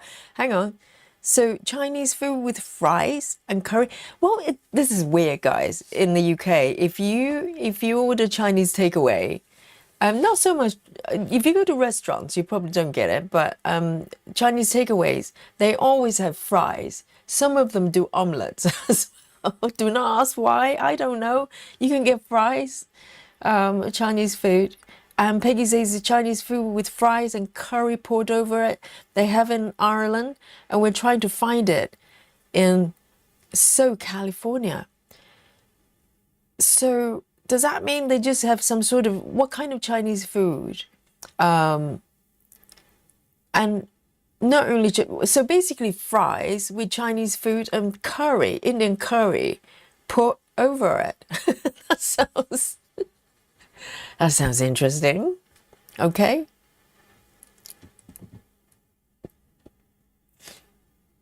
And Rachel Morton says I'm working on another cross stitch design, different theme from cocktail piece, getting ready to switch over to stitching for the evening. Interesting. How about some Indian curry themed? So Rachel is making patterns, stitching patterns, cocktail themed. Maybe some Indian food.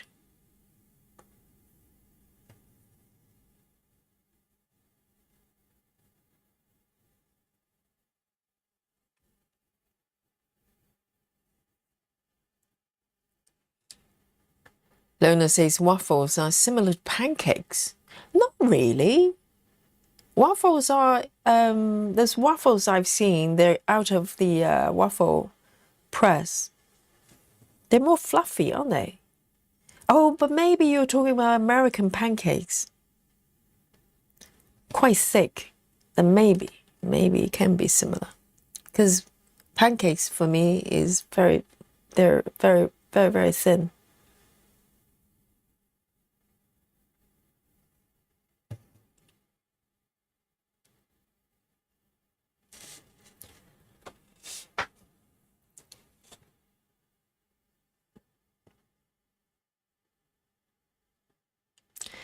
So Lean's favorite chocolate is Cadbury's. Laura says the center grid that you're marking in blue doesn't look right. Oh, the bottom right one. The right bottom. You mean this one? Does it not look right? Let me count. Laura has come in and go, no, Yogi, stop.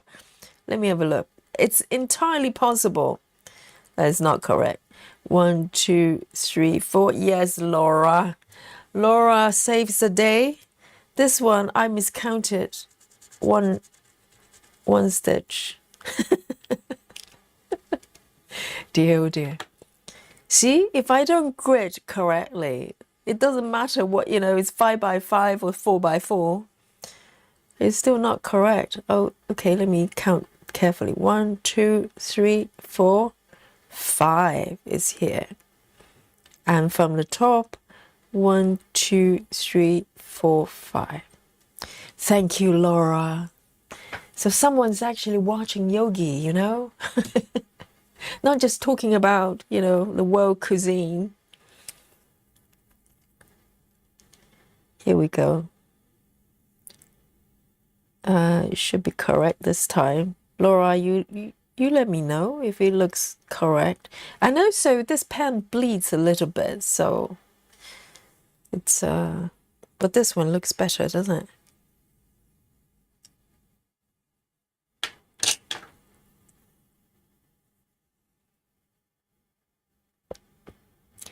Suzanne says, I miss decent Chinese food. Do they now have proper Chinese food in Sweden? Janine says, I'm having a Cadbury cream egg for dessert tonight. Well, that's a bit early. It's not, Easter just yet. But go for it. It's a treat, isn't it? And a Quiware. Hello, welcome. And we have a new friend here, and I think it's a lady. If it's not a lady, let me know. And she says, what do you do with the finished projects? Well, I will let you know in about 10 years' time. I don't know. Well, if you're asking me, okay, maybe you're asking the chat. I don't know. Depends. Some pieces, I think, for smaller pieces, I'll probably frame them. I don't know. I'm not big on framing. I'll probably frame without a glass panel, so I can touch the stitches if I want to. Something like that. And I don't know yet. I'll think about it when I get there.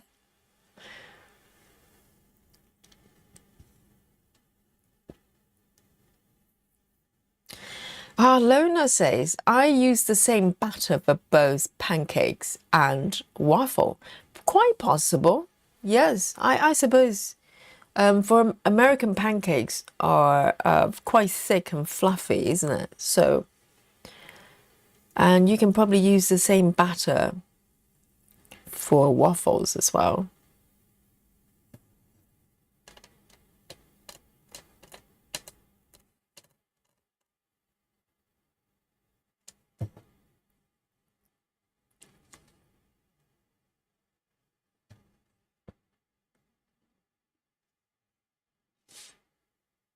And I think 25 count doing the 5x5 gridding is kind of slightly challenging. I suppose 28 is going to be even more so, I'm guessing. I'll probably just need to find a different pen so I can mark, you know, the cross clearly.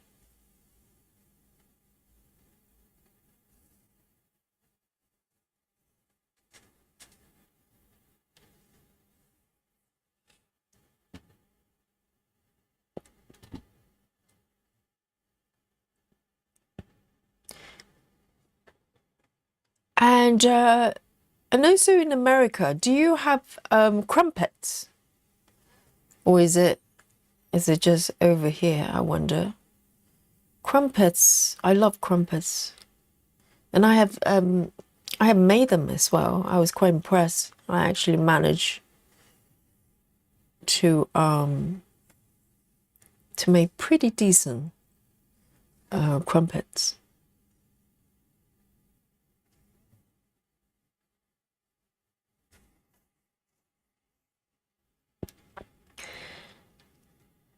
Betty Hankins says finally got home, but no notifications. Shame on you, YouTube. That is so strange. If you have it turned on and it doesn't give you notification, that's weird. But do you get notifications for other channels at all? It could be maybe the app. Make sure you update your app as well. Sometimes if the app is not up to date, it doesn't function properly. But if you get notifications for other channels, but just not this one, then yes, very naughty. Very naughty YouTube.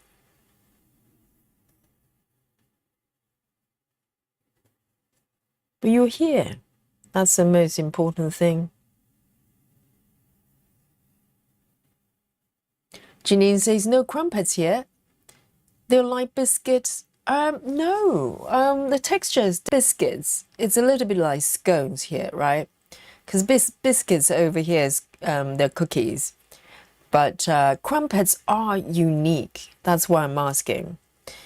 They've got like little holes when you make them, and you don't bake them. You pan fry them. I think that's how I did it. So they're not baked. They're you cook them on the frying pan, and they start to bubble. So they've got holes all over. And the texture is not really like, it's hard to describe. It's kind of in between bread and cake. They're not really cakey, but they're not very bready either. I can't describe it, but they're delicious.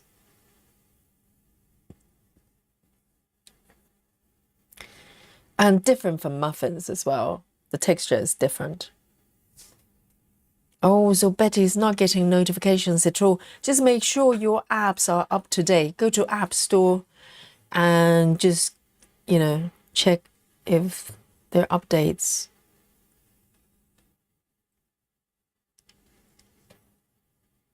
My last iPhone, also, when it got slightly older, it just stopped giving me any kind of notification.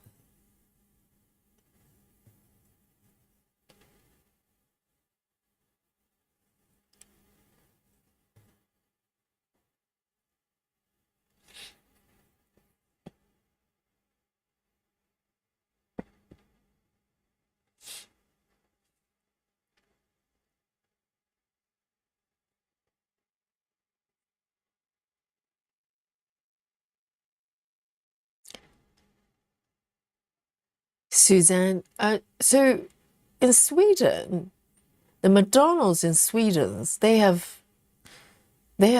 crumpets? Really? Lizzie says crumpets with butter and syrups are delicious. Oh, I love crumpets with Marmite. I do. Yes, it's quite delicious. So you can have them sweet or savory. Well, savory as in butter. But you can have, have it with jam, with marmalade, anything. Or Marmite.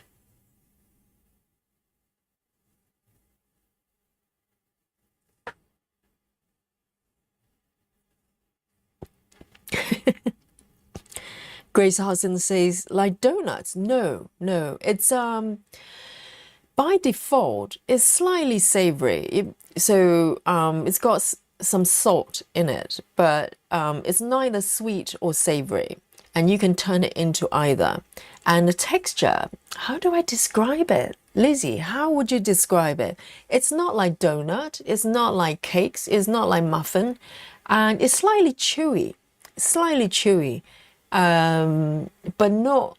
what would be the closest thing to crumpets? It's very unique. It's very unique. And when you cook, so the batter is actually quite runny, and then you just pour some on the frying pan, and it starts to bubble, kind of, has holes, tons of holes.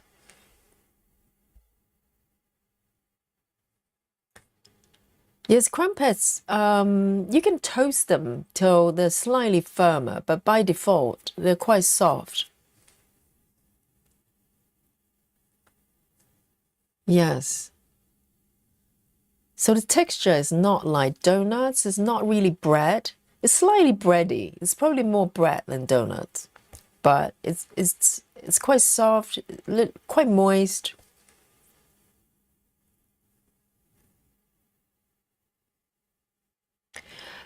And Betty says crumpets are English muffins in the US. Really? That's what it's called? Because muffins, English muffins over here, they're different. They're different things. And have they got holes in them? Otherwise, they're not crumpets.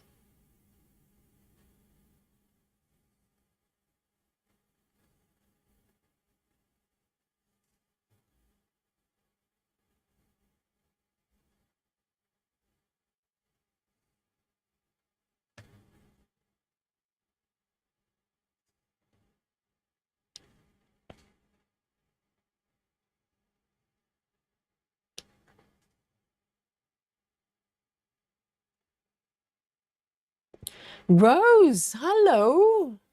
Hello, Rose. Are you at work or you're home? Rose says, made it to the live stream today. Hope you're doing well. Yes, I hope you're doing well as well. Great to see you.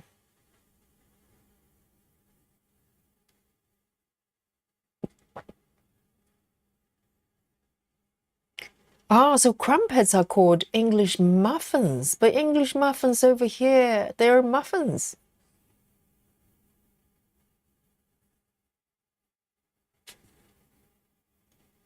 Sort of flat muffins, not like muffins.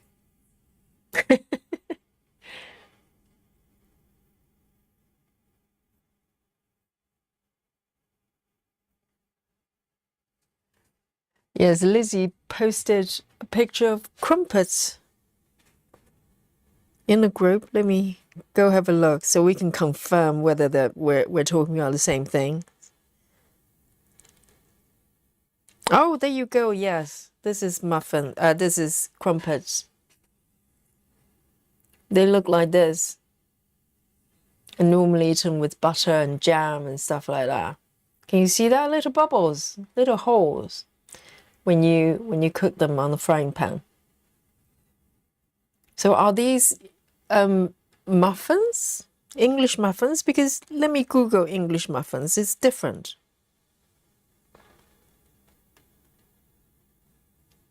Because English muffins look like this. Look, this is English muffins. So they look like little buns.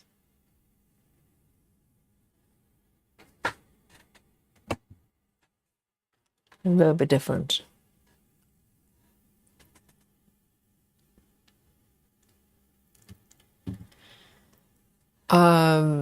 Suzanne says, English muffins are chewier than crumpets. Really? The textures are totally different. Crumpets can be kind of chewy as well.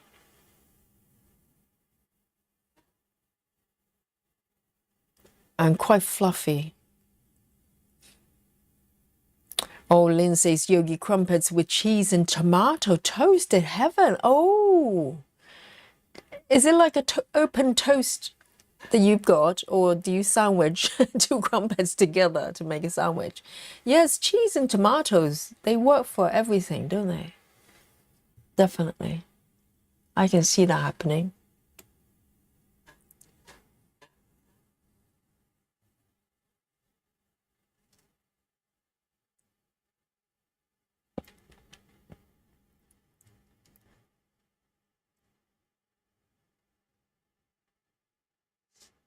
So, Janine, are they called English muffins in America then? Or are they different things?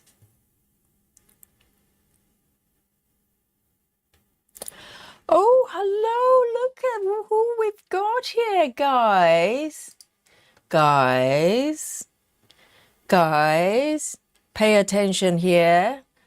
Komaris is in the chat. Yay, Komari. Komari is here to say hello, guys. We talk about this lady, okay? The magical being is here. She's real. She's here in the chat.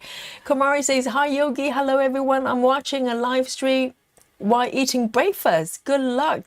Stitch. Yes, thank you so much, Komari.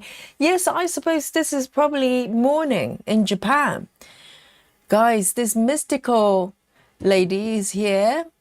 And there you go. Say hello to Komari, guys. Yes, Komari, I'm so sorry. We talk about you a lot because your stitching is absolutely beautiful. And we talk about you behind your back, okay? But yes, because the other day I popped over to Komari's stream to say hello as well. And how nice of you, Komari, to come back. What time is it in Japan? So breakfast time, let me try to check my world clock. Tokyo is 8 a.m. right now. Quite civilized. But so Komari's early riser, are you? Yes, welcome, Komari. The first visit from Komari. How nice. Yes. And Komari, do you like muffins or crumpets? I don't know. Yes. So Komari is probably the if we have Olympics, you know, stitching Olympics, and Komari will be the champion for sure. No pressure, Komari.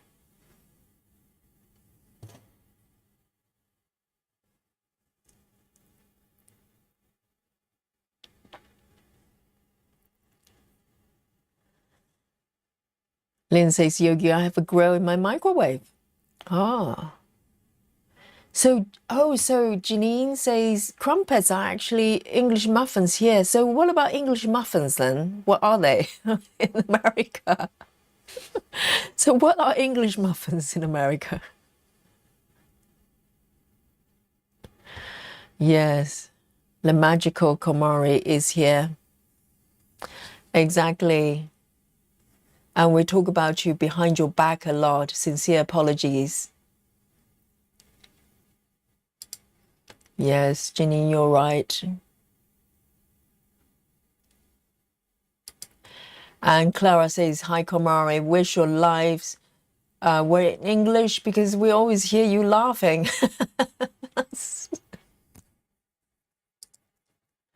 Yes, Komari has a lovely smile, giggling. And Betty says, hi, Komari, thank you for sharing your artistry. I know she's unique, isn't she?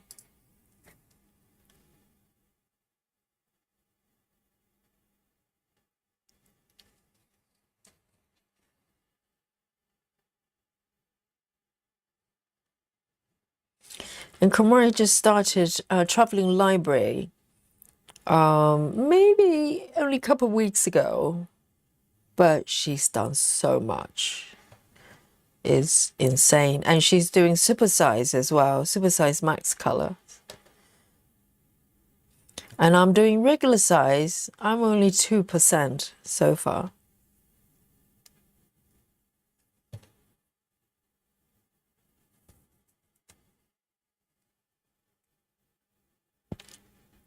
Suzanne says, crumpets are egg-free. I didn't realize I'm going to have to make some. Yes, it's egg-free. It's vegan. I think, well, hang on. I'm trying to think. Maybe you need milk, but you can use nut milk. Yes, I think that's what I did.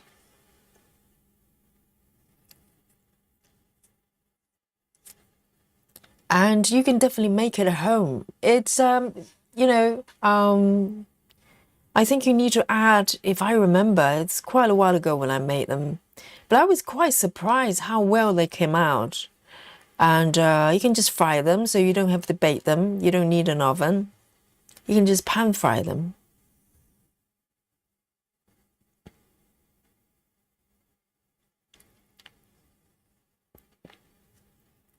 Lizzie says this conversation making me crave crumpets. Yes, I think crumpets is probably my favorite, more than toasts or muffins.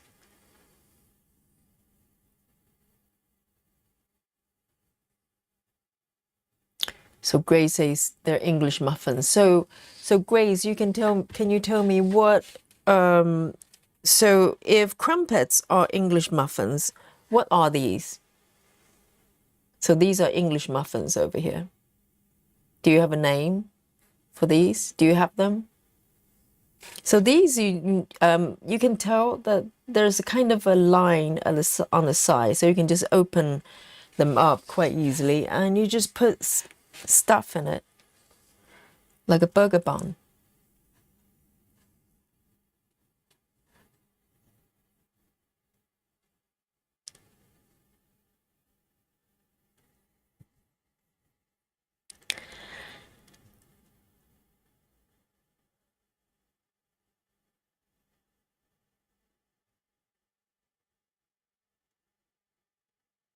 Oh, I see. So Suzanne says yes, because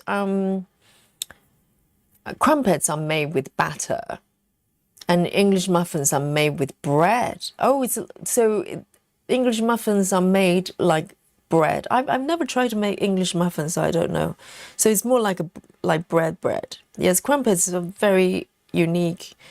You made them with a batter, but they come out like, you know, like bread.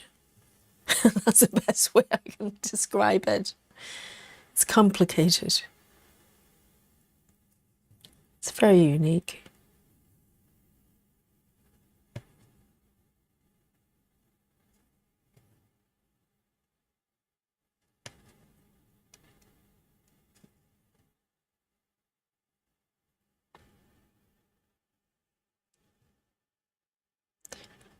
And night, Suzanne. Suzanne's going to bed. Yes, Suzanne is 1 hour ahead of me.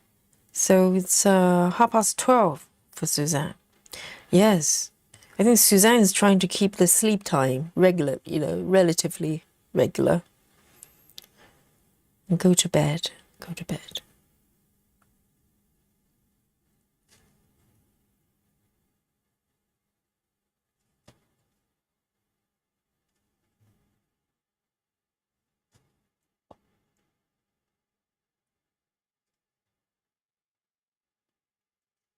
Two.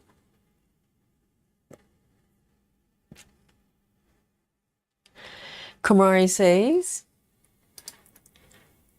Kumari says, now I'll be stitching with all of you. Thank you for your cooperation. I absolutely love English muffins. Really? Kumari is an English muffins lover. But which one? The American English muffins or the British one? Yes. Yes, stitch with us, Kumari. We can probably learn a lot from you. Clara says, yes, I love to toast my English muffins and put peanut butter and sliced banana. Oh, yes. Peanut butter and sliced bananas, they're not controversial on toast, but in English muffins, interesting. I suppose that works.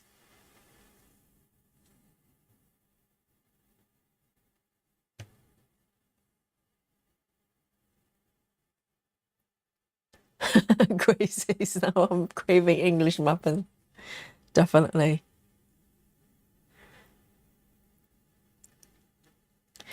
Betty says, I also make mini pizzas on English muffins. So are you referring to crumpets?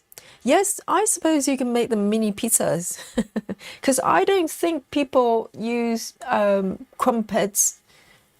They don't turn crumpets into sandwiches. They're always eaten as they are open. So.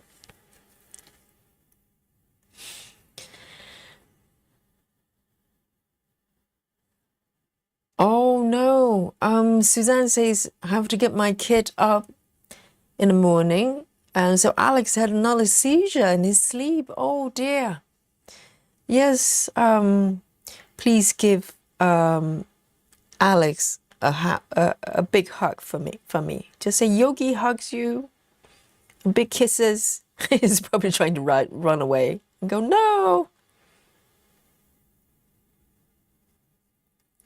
But sending my love to Alex and Suzanne as well. Bess Williams says, I came back to a discussion about crumpets versus English muffins. Now I'm hungry. I know we just end up talking about foods all the time. This is, either we talk about foods or we start measuring body parts. I don't know which one is better or worse.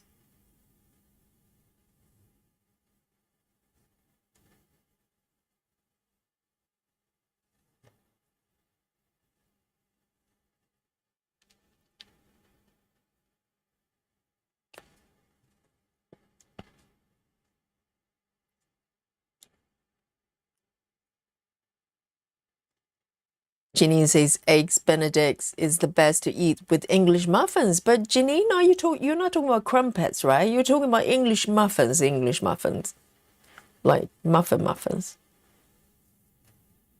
You probably wouldn't have egg Benedict's with crumpets. Now it's getting really confusing now. It's like which muffins, which English muffins are we talking about? Rajal says, I have to run to Walmart. See you or tomorrow. Rajal is probably running to Walmart to get some crumpets. See you tomorrow, Rajal. Get some crumpets, okay. Or English muffins.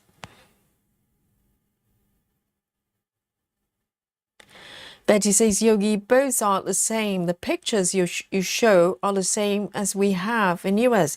But hang on. So the confusion is, so if crumpets, which is this one. Hang on, I lost the picture there. Where's our crumpet picture? Yes. So this is a crumpets posted by Lizzie. Okay. So are you saying these are English muffins? If there are English muffins, what are these? You know what I mean? So if crumpets are English muffins, what are they? I need to know all these important things.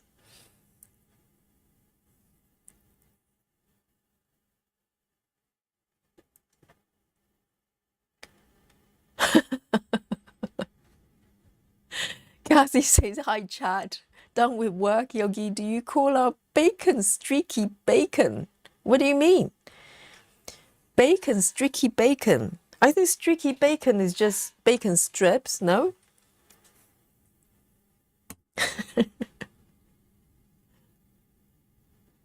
Streaky bacons are those long ones for breakfast.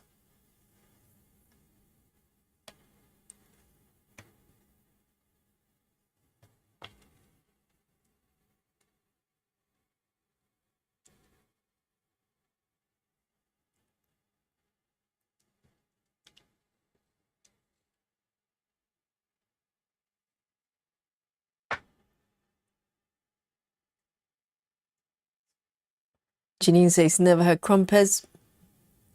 Oh, we have to try it. And Janine, you can make them yourself. If you can't find them, they're, I wouldn't say super, super easy to make. You just need a recipe. You can look up the recipes and, you don't need to bake them. They're pan fried.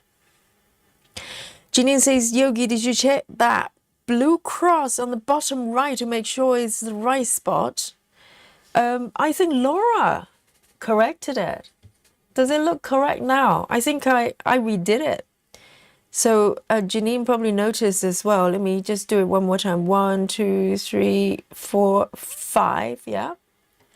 And then from the top, 1, 2, 3, 4, 5. Yes, I think it looks better now. What do you think, Janine? Because Laura came forward and go, no, Yogi, stop. Your bunny is going to turn into a, I don't know, hedgehog if you stitch like this. 1, 2, 3, 4. 1, 2, 3, 4. There.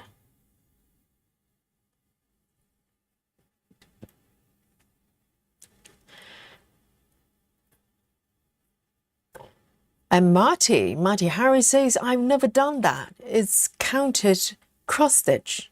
Are you referring to 5x5 grid? Yes, I think 5x5 gridding is only working if your chart is able to display 5x5 as well. Otherwise, it's very confusing. If you're using something like Pattern Keeper, you don't really have the function for 5x. Or maybe you do.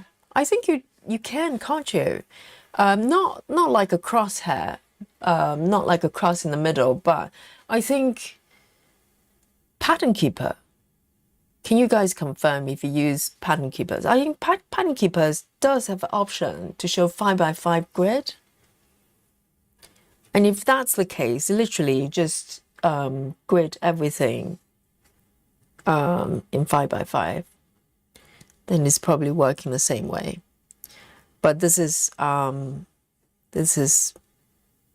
Saga, so it's got additional function for that. Where am I? Okay. Some things don't change. Okay, let me come over here.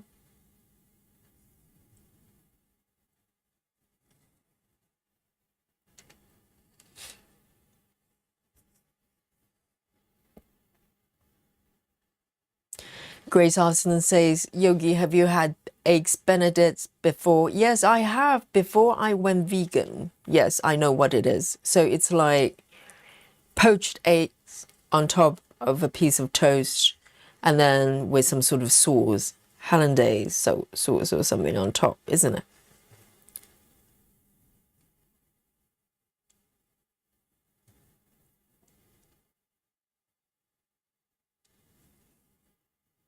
It's kind of breakfast item or brunch item. Janine says crumpets looks fluffier like English muffins. But so English muffins in America, do they have holes? Yes, crumpets, the well-made ones, they're quite fluffy. Crumpets look like fluffier English muffins. So what about the other ones? The English muffins. What are do you have different names in America? Betty says Lizzie's picture and the other pictures are the same thing. No, they're not. No, they're not. No. Let me show you them. They're totally different. Let me show you proper ones. No. These are English muffins. These are bread, very bread-like, and you can open them up and just put eggs. Not these ones, okay? These ones. English muffins. I'll show you another picture. Some of them look more square, like this. English muffins. So they're like little discs. And normally you slice in half, open them up, and use them like burger buns, but they're more breakfast. But crumpets is crumpet. Let me show you. Can you see the holes on them? They're totally different. They're not the same thing, and the textures are totally different. English muffins are more like bread. Let me see if I can pull up a picture that shows you more of the holes. Can you see these ones? There are holes in them. And they're a little bit more chewy, like this. Let me see. So they're totally different. Can you see this one? That's a good picture. These are holes. And these are crumpets.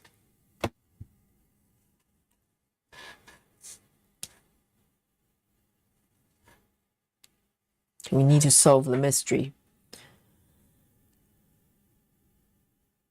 Janine says, English muffins do have holes. So what about the other one? Do you have names for them? Oh, hello. We have another floss tuber here as well. Is it Amy? Stitchery lovers. Oh, today we're visited by celebrity floss tubers. What a night. Yes, Stitchery lover says, hi Yogi, watching live stream while I'm having my breakfast as well. So Stitchery, so it's Amy, right? So where are you location wise? I'm never quite sure. So you're having breakfast? Does that mean you're somewhere either in Australia or Asia? I don't know. I know we're visited by all the stars here. I know. Dear, oh dear. Do we deserve it? Of course we do. Yes. I know. All the beautiful stitches are here. I know everybody's, they're watching Kamari. We're watching you. And I think, am I correct? It's Amy, right? And, but I remember it was your channel. It was your channel that I discovered Heaven and Earth. Amy. So Stitchery lovers is in the Philippines. Okay, so it's morning as well. But you know what? Your channel, through your channel, I discover Heaven and Earth. I remember posting a comment because everybody's going hate, and I was like, why is everybody spelling head incorrectly, and with a hashtag as well? And I discover what Heaven and Earth through your channel. So thank you so much for your beautiful stitching.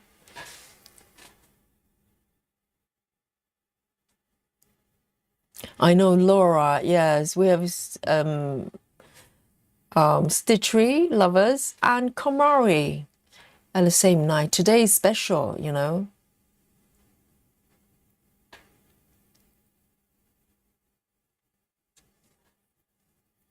Clara says English muffins have holes, not solid bread. So yes, Clara, my question is, if English muffins in America, they're crumpets, essentially, right? What are English muffins in America? The other one. English muffins don't have holes. They're more like bready, but not quite the same. This is so complicated. My brain is fried. Oh, Betty says, Yogi, please check Thomas English muffins. Is Thomas English muffin a brand? Okay, let me have a check, okay? So maybe we can work this out.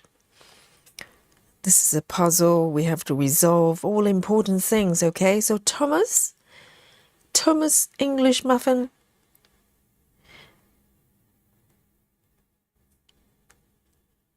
And Stitchery lovers, do you like crumpets? This is a mandatory question. Okay, right. So Thomas, Betty asked me to Google Thomas English muffin. Yes, these look like English muffins. Oh, hang on. What are these? So it's kind of a combination. So on the outside looks like, no, this is some weird alien creature. This is not the same. Am I imagining things? They say English muffin, but hang on, let me show you English muffins. They don't have holes, I'm pretty sure. Hang on. Let me just find one that's opened up, okay?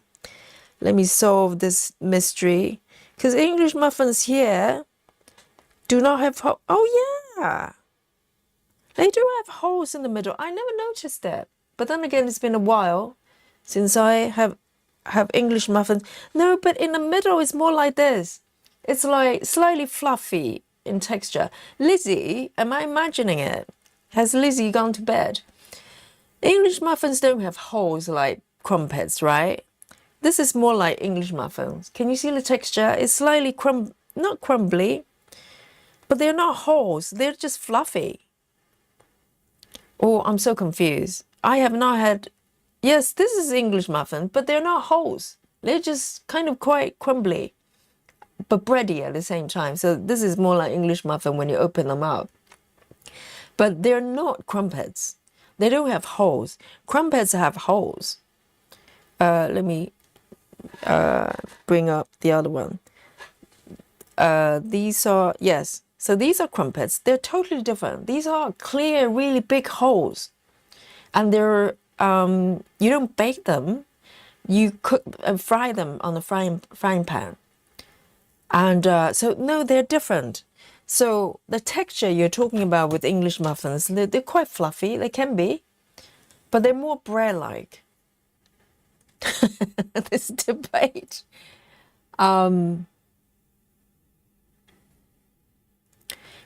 So Thomas English muffins, they are very, the texture does look very fluffy.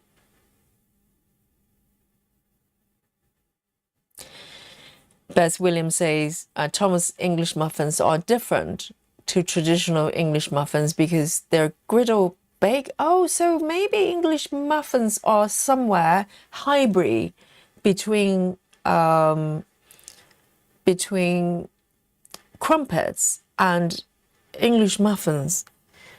Yes, they do look like there's some sort of... That's a mystery. That's a mystery.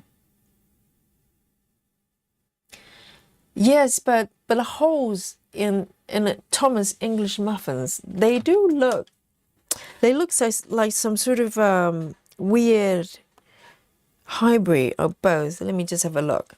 Yes, this one, but hang on. Let me have a look. This one, for instance, I can see the texture here. It does look like they have holes, but they're not the same kind of holes as crumpets. These are just quite crumbly and fluffy, but it looks more bread-like. Whereas crumpets, they have very clear, distinctive holes. And the textures were probably different. Oh, I'm so confused.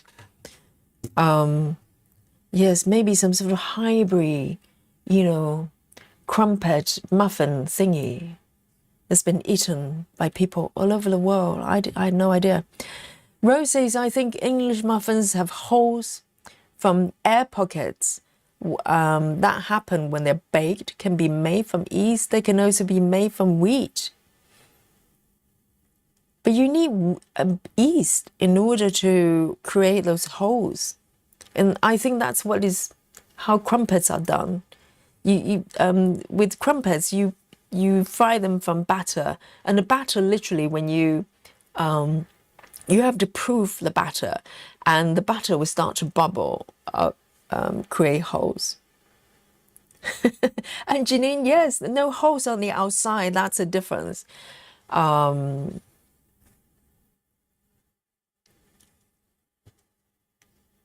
Exactly. Beth says traditional English muffins are just bread texture on the inside. Yes, slightly fluffy. It depends on them, where you buy them, but it's more bread-like, isn't it?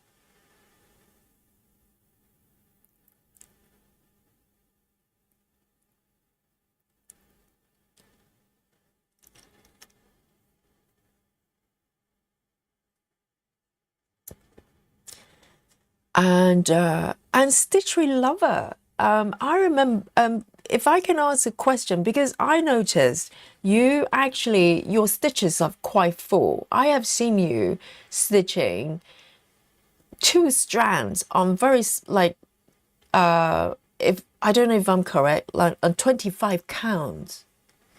Am I correct? I remember some of your pieces, you stitch with 2 strands, but on pretty small stitches. Do you find it difficult to stitch? Oh, Betty is a big fan of Amy. She says, Amy, I watch all your videos. I challenge myself trying to stitch the same amount. Yes, do you think Amy's in an alien territory? Because Kamari is definitely alien territory. Is Amy as fast as well? Gray says, crumpets have holes on the outside. English muffins have holes on the inside, but not English muffins though. English muffins can be quite fluffy on the inside, but no holes, not like crumpets. So maybe the American version is kind of a hybrid. You know, they try to have everything. You know, that's a little bit greedy. You know, have them separately. You know, I think it feels like some sort of a hybrid creation. Busy Mom Stitcher says, I started a new stitch today. I'm stitching the Pizza Pocket by Amy Stewart. That's a fun one, isn't it? I wonder if there's a pineapple pizza in there. And Tonitia says, I agree with you, Yogi. Crumpets have holes, English muffins don't. Yes, I'm not going insane because when I saw the Thomas muffins, they look like there are holes in the middle. But I think they're not holes. They're just air pockets, like someone said. It's not the same. It's not the same.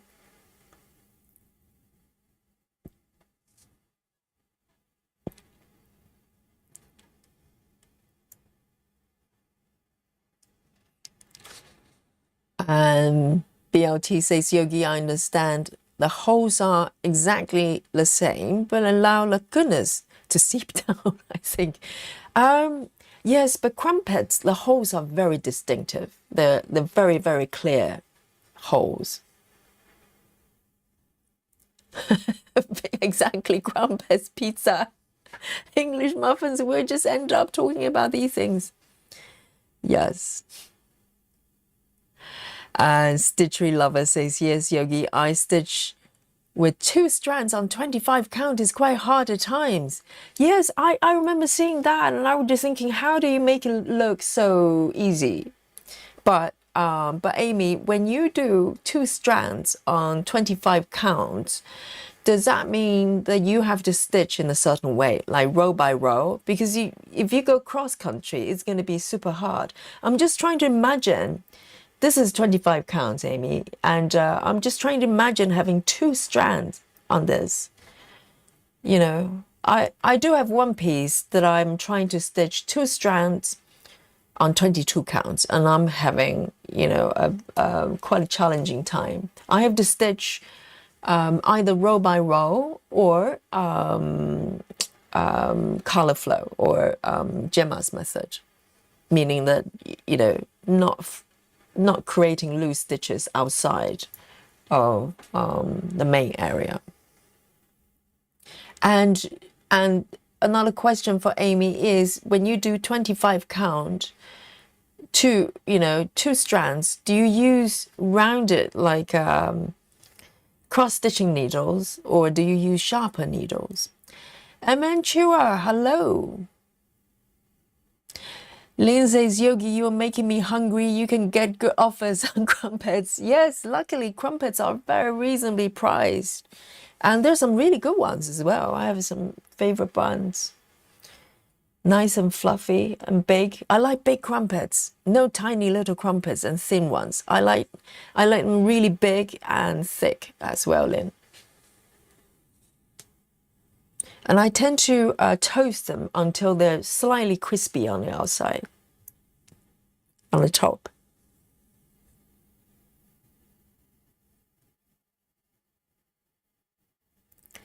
The next color, 311, 311.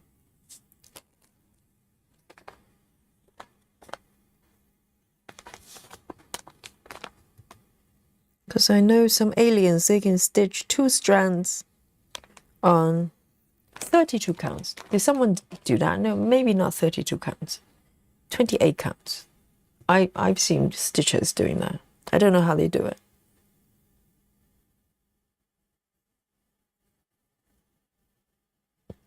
Laura says, I started pizza and pocket change with you today. Busy mom. Aww.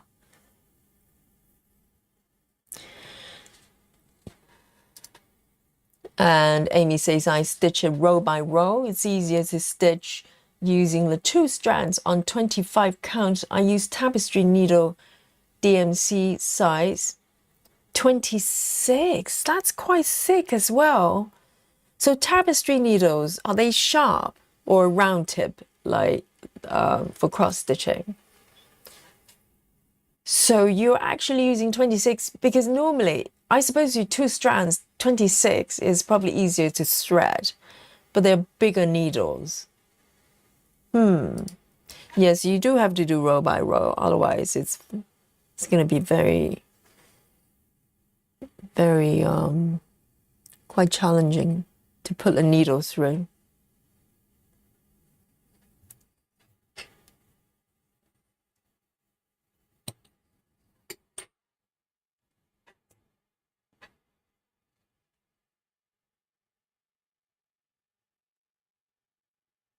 Lynn says, stop, I have no crumpets.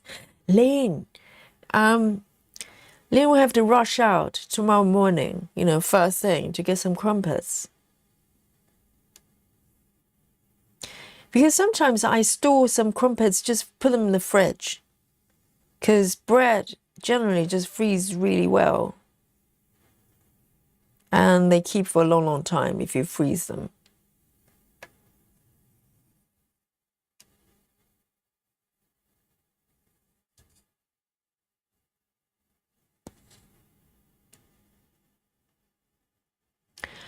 Ah, so Amy's using round tip. Wow, that's got to be challenging. So, cross stitching needles, 26, size 26, 2 strands on 25 count.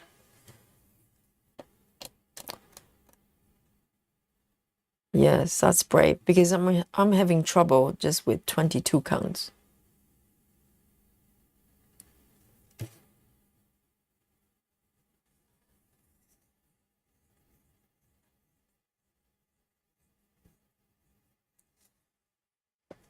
Oh, Betty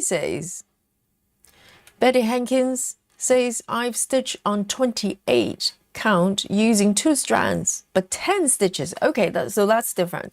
10 stitches, yes, on 28 counts, you can do it with 10 stitches, 2 strands. But full cross, I have seen people doing full cross. You know, those crazy people.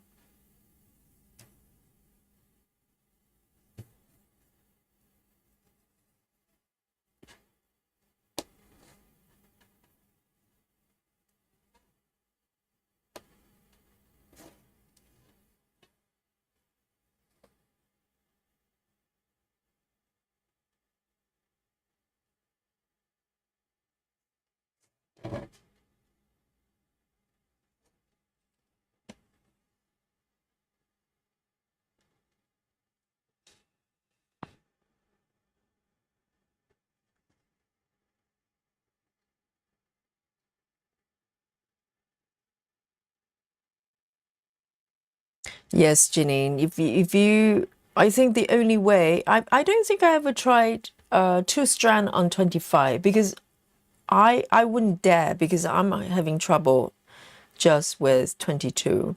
But I think even on 22 counts, 2 over 1, I have to stitch pretty much row by row or similar, or it's not going to fly.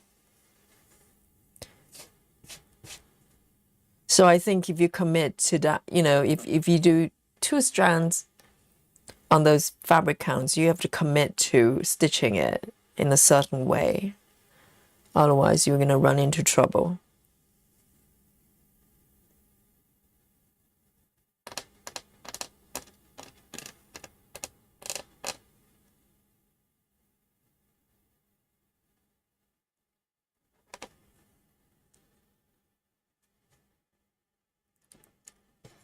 Lynn says, but I don't have crumpets in the freezer, dear Yogi, and I'm hungry.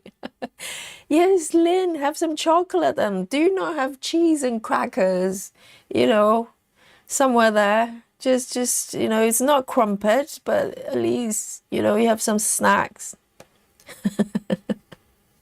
Have some cheese and crackers, darling.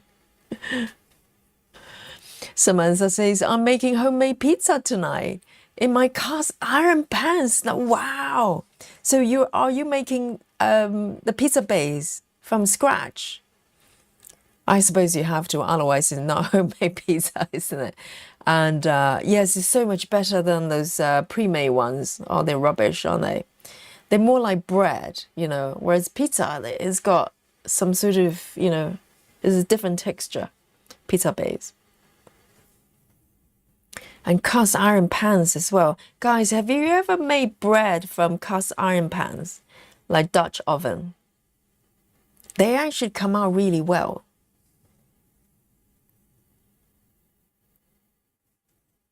You just put a bread dough into a cast iron frying pan. I think some people can actually do that, can bake bread on the stove. I've never tried that. I actually put the cast iron pot in the oven and bake them like that.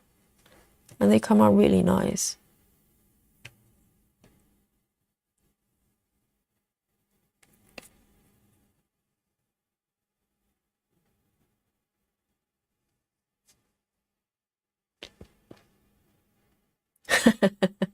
Grace says, Yogi, give me your address and I'll send you English muffin. Yes, maybe we can do some sort of muffin and chocolate butter exchange, So Grace can send me some English muffins, American English muffins, okay? And I can send Grace some chocolate butter.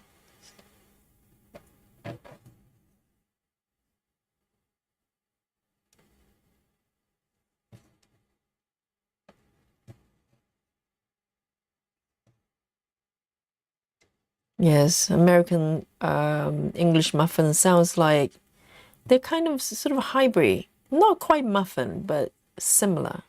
The holes are kind of bigger, more pronounced.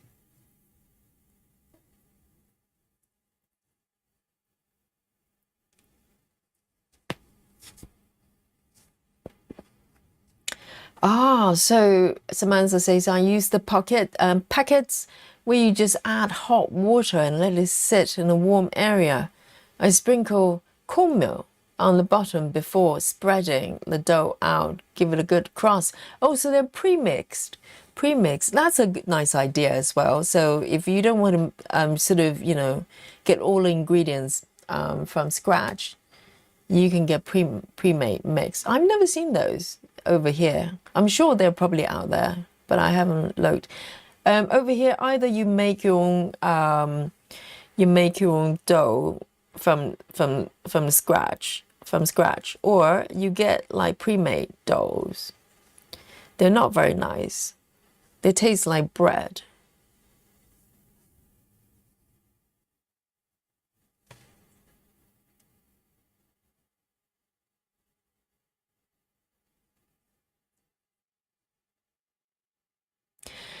And Amy says, hi, Yogi, I've got to go now and do some shopping today. Good luck with your program. Nice talking to you. And you, how nice of you to say hello, Amy, and enjoy your day. I hope it's nice and sunny and enjoy your shopping. Say bye-bye to Stitchery lovers. I'm sure you're all big fans. And I hope to see you soon.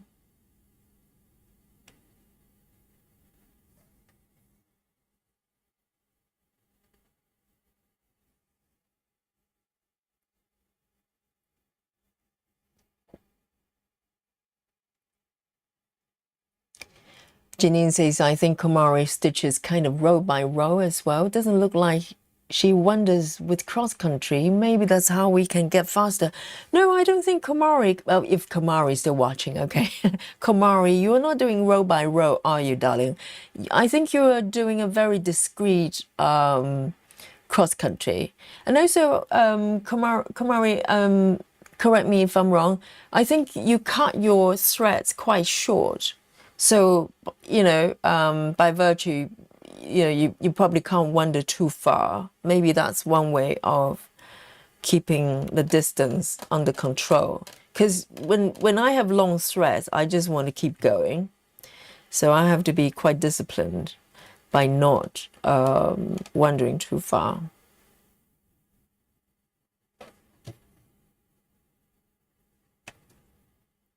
Because you know what happens when I wander too far, No names, Gecko Rouge.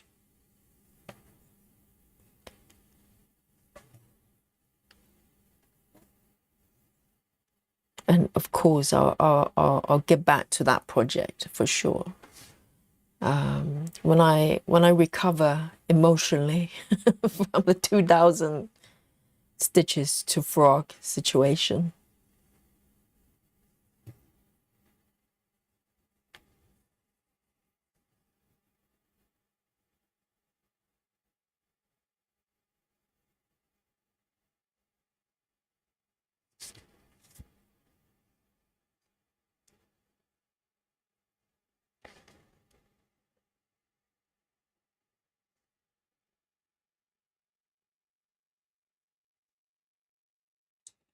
Betty says we buy our pizza dough from our favorite pizza joint. Well, I suppose if you can buy from proper pizzeria, then maybe it's better. But if you buy them from supermarket, pre-made, oh, they're not nice.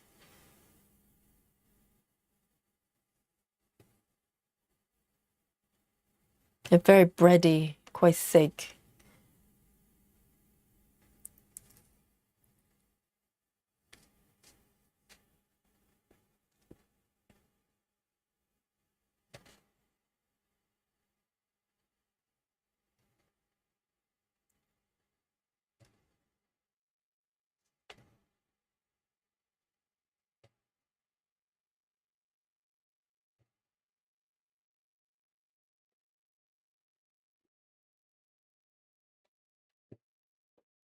So I think Kamara is doing very discreet, quite short distance, cross country.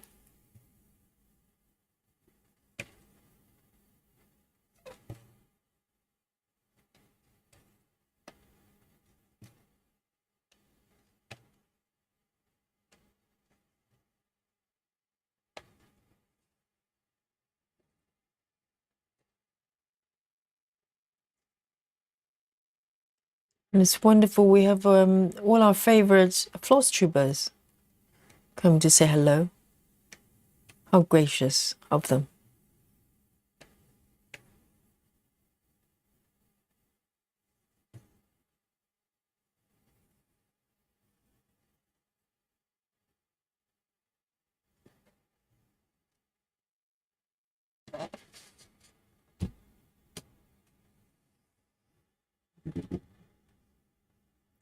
Dominique, hello.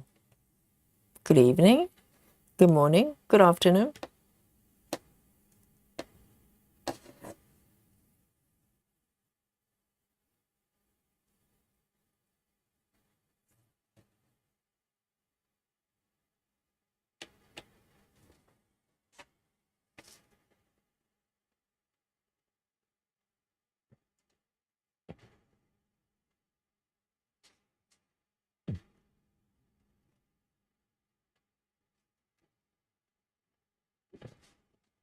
There.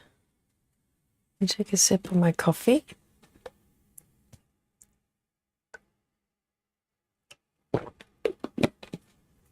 And Dominique, have you started knitting your blanket? Well, crochet your blanket. I'm thinking, Dominique, we're just talking about the members get together this Saturday. We can have a side quest. I might even get my blanket out and try to do a little bit. I have to refresh my memory on all the stitches because Dominique actually is stitching the same blanket as I am doing. I'm kind of slightly over 50% with that one. But it's a really interesting pattern to stitch, to to crochet, because it involves all sorts of different stitches.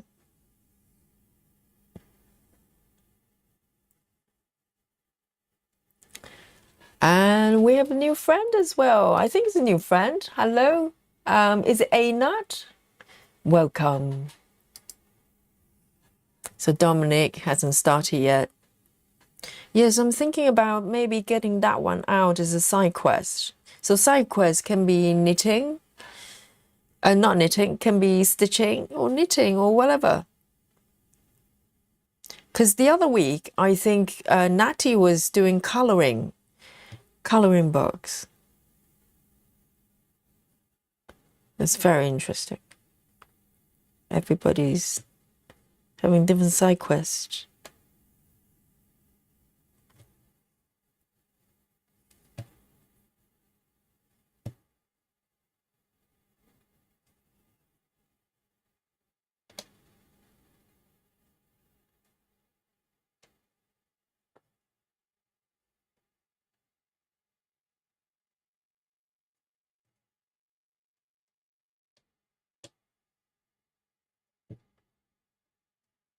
I think this blue suit is coming along really well, and the scarf, you know, I wasn't consciously doing it, but I think it's looking a lot more like a scarf this time. It's so cute. Look at this. Oh. And little hands, you know, little hands are almost done as well. Really, really adorable.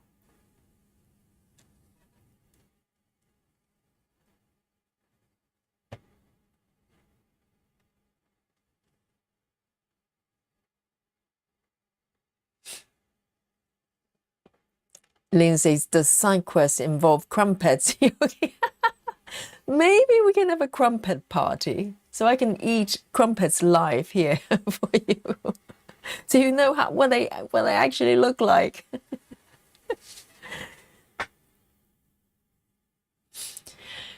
Grace Houston says, I have a continuous granny square blanket I'm trying to finish. Only 5 more rows in the border, and it'll be done. Why don't we make this weekend the members get together as a if you're a knitter, if you're knitting socks, you know, I know some of you are knitting socks, or maybe start a new knitting project or crochet project, and we can have a side quest together.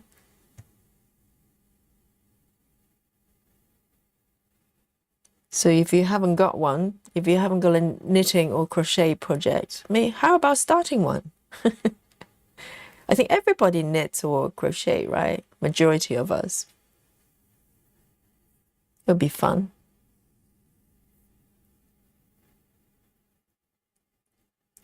Yes, Dominique, you can start on Saturday, so we can knit the same blanket together. Well, not knitting, crochet. Yes, why not? I'll probably need to watch the tutorial at the same time, because I just cannot remember any of them, all the stitches. So normally I need to refresh my memory pretty much one section by one section, because I just cannot remember for the life of me.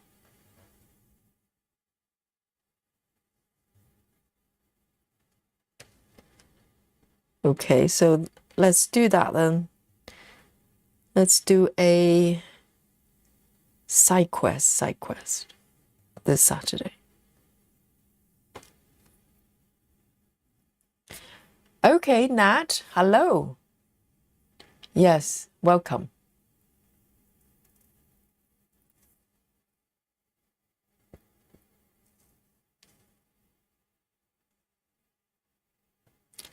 Komari says, Roby. Row by row, Komari. It means stitching one row at a time. It's row by row, one row at a time. So someone's said maybe you're stitching row by row. I don't think you are. You're stitching cross country, right? You're just making fuzzy, a little bit like what I'm doing here. So my cross country with this piece is pretty conservative as well. Maybe slightly a little bit more adventurous there, but this is a little bit like Komari style, isn't it? Like just, you know, slightly fuzzy on the edges, but going back to the center and keep picking the next color.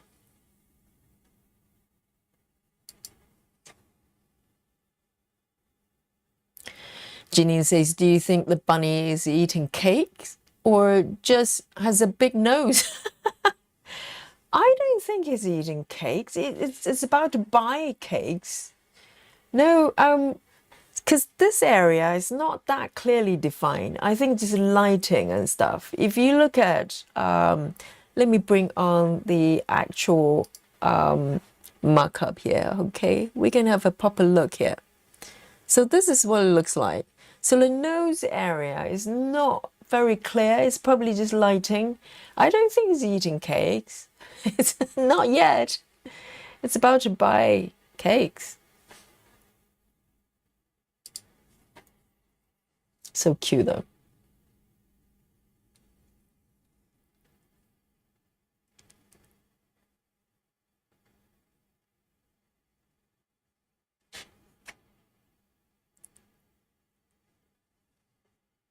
So 2 stitches here.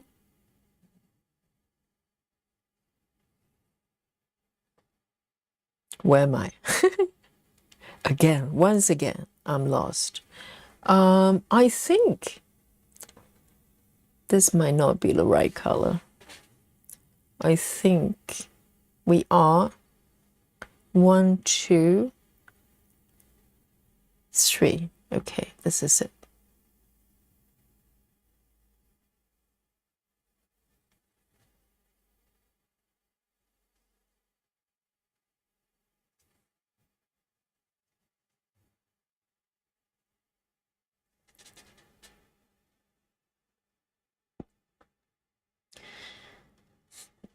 Dominique says, I have to look at the videos beforehand. Yes, I have to check. Like we watch every time I change rows, just to make sure. Because some of the stitches are, I wouldn't say complicated, but you do need to pay attention. It's great fun though.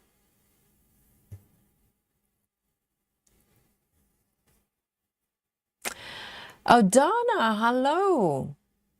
From Argentina, Aldana says, I'm a bit behind on the streaming today, but here in Argentina we have, I don't know what that word is, something similar to tortilla, but sweet. And we put dulce di something. Is it like a jam or something? I'll just highlight it so you can read it yourself, okay? Do not hold it against me. I don't want to butcher, you know, every single word. That's foreign. So, yes. So tortilla, okay. And you roll it. You put something in. Is it like some sort of jam or something? And Aldana says it looks very similar to crumpet, but plain. But if you want to roll it up, they have to be slightly larger, wouldn't they? Are they like pancakes, but with holes? That's oat. Is it oat bread or oat roll that you can buy as well? It's got kind of like holes, but it's made with oats.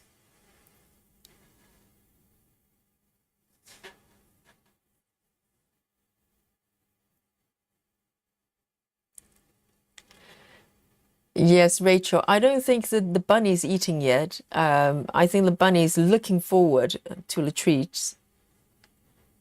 And that's why it's decisions. Because the bunny just cannot make up his mind. I'm just presuming the bunny is a boy, okay? It could be a girl. Who knows?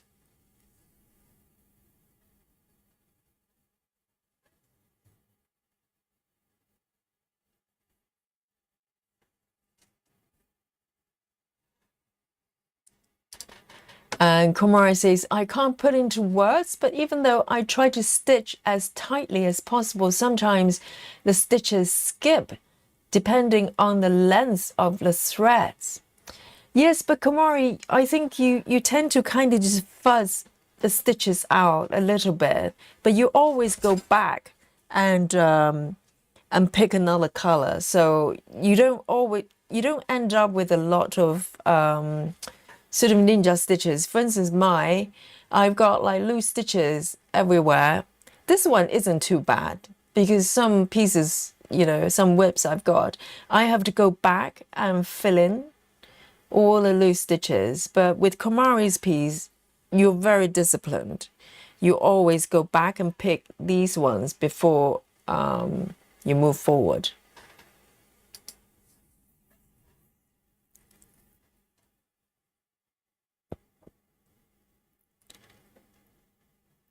Grace Elson says the bunny's buying crumpets and English muffins.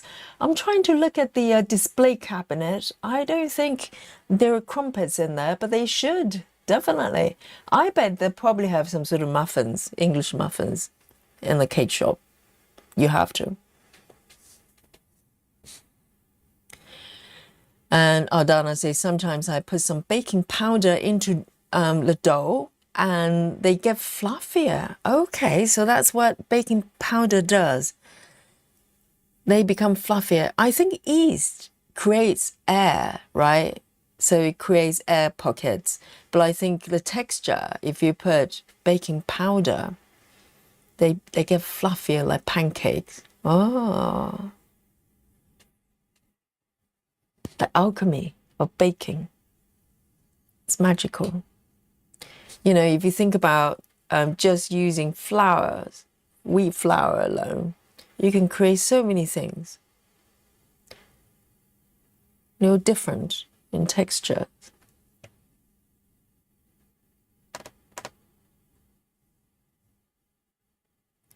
And there's certain type of foods, for some reason, from different culture, different countries, they're really far apart. They don't share information, but somehow they come to very similar conclusions.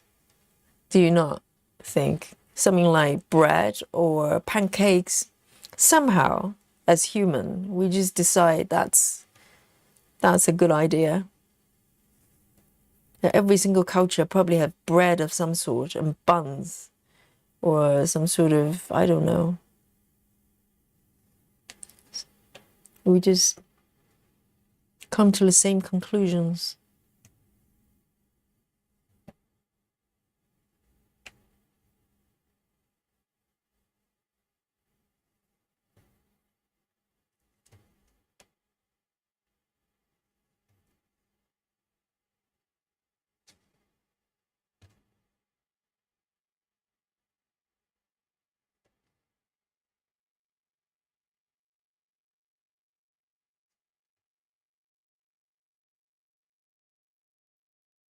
Ooh, Clara. Clara is Clara is able to speak. Is it would it be Spanish? No.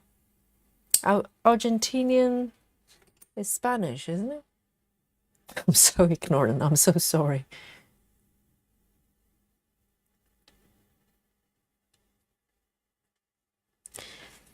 Okay, Komari, Janine's got a question. Okay, our Janine says, Komari, do you keep your threads short so you stay in spot in the chart you're working? A very good point. And also, Komari, we're talking about the economy of movement because if your threads are kind of short, it means your hands, at least your dominant hand, doesn't have to pull the threads too far away. I know these are very technical questions.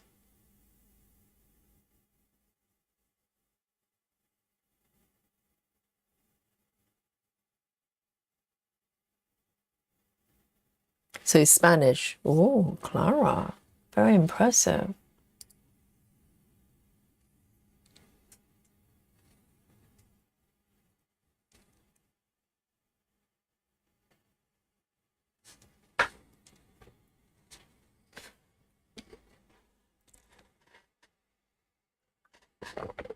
Right, so now it's 18 past 12. I'm gonna just pick one more color here for our bunny session. I am going to go for maybe another blue. I really enjoy stitching this little blue suit.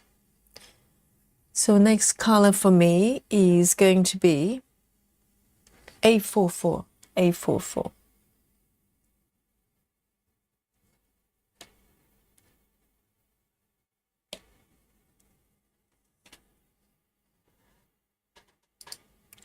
Zoom in a little bit here.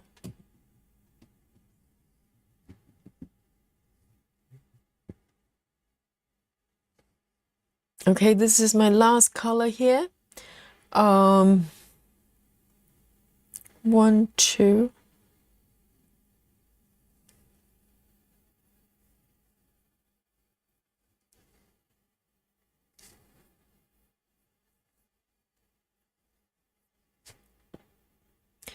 So Aldana says, Dolce, the lush, I'm doing my best, is milk with a ton of sugar.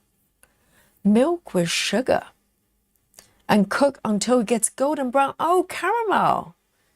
Is it like caramel? No, caramel is sugar. No, toffee. Toffee. Isn't it? Golden brown, as thick as Nutella. Maybe there is something similar. Yes, it sounds like toffee to me. If there's milk in it, without the milk, it would be caramel. But with milk is toffee, isn't it? So it's golden, kind of sweet syrup, but as thick as Nutella. So it's more like a paste. Oh, that sounds serious. And Komori says, the embroidery thread is cut while the tag is still attached. It's just the right length. Not too long, not too short. Interesting. When you say tag, do you mean the label of the floss? But that's really short, isn't it? Oh, hang on. Let me demonstrate. Let me grab a scan, a full scan. I think I'm trying to understand what Komari is saying. Does that mean, Komari, let me show you this, okay? So this is a full scan of threads here. Let me zoom out a little bit. Does that mean your length? So basically, are you just cut from here and then, so basically double length of a full scan? Is that correct? Have I understood it, Komari? So that's your, oh, but hang on, even with that, if you stitch with single strand, that is not super short unless that's your length. Is that your length? Or is it double of this one? Is it like this? Your length, the length of your threads? That is very short. But if it's double of this, it's not short, not very short. So the embroidery thread is cut while the tag is still attached.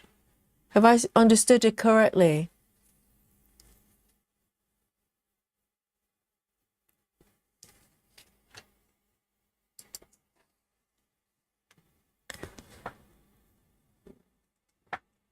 And Aldana says, funny thing, I'm Spanish because of my dad, but I never told me about it. I have not gone to Spain yet. I suppose if you're in Argentina, yes. And it's entirely possible. Never been to Spain.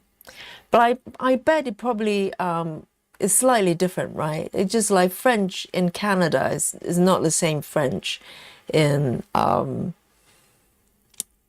France. Not quite the same.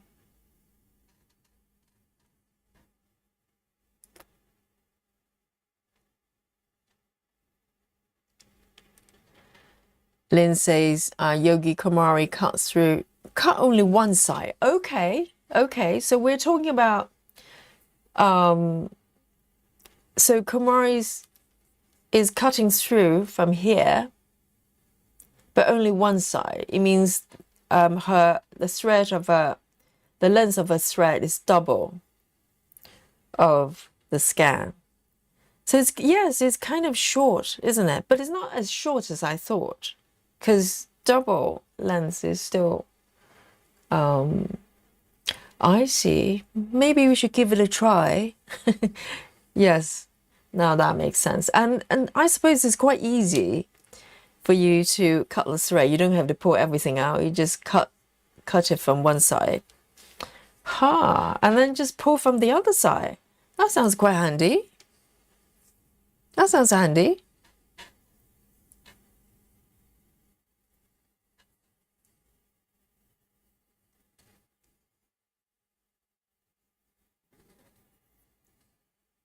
Okay, let me attempt to stitch the final ones.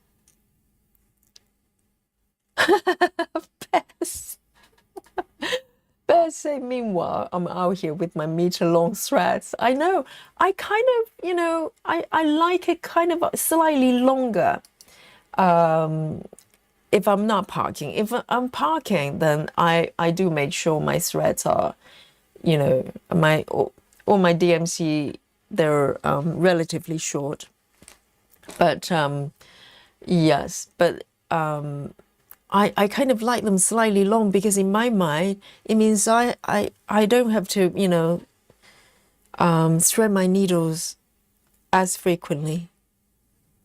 So let me see if I can start from here.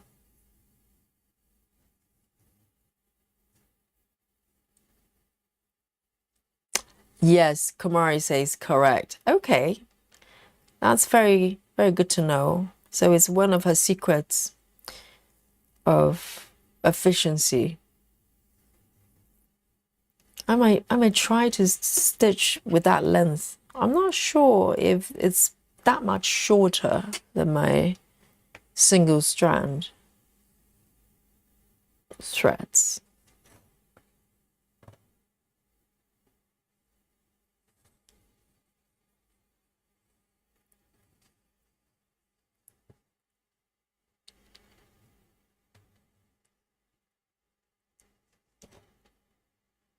This one here.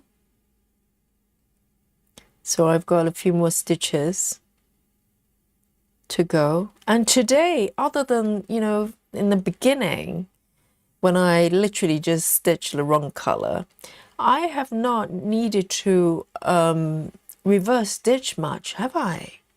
Not bad. Maybe 5x5 grid is the way to go.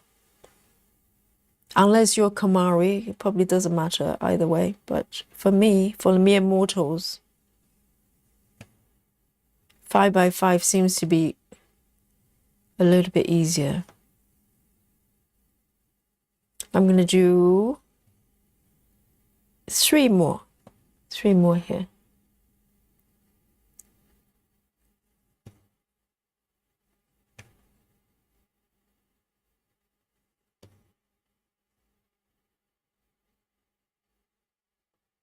I think when you have your threads shorter, it just stops you from wandering too far. I think that's probably the benefit. Unless you want to. If you're Nikki, you probably want your threads as long as, I don't know, a football pitch.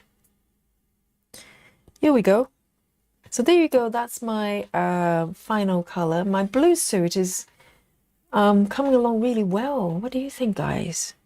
And I've got a little bunny here as well. That is so adorable, isn't it? And this little scarf is taking shape a little bit more as well.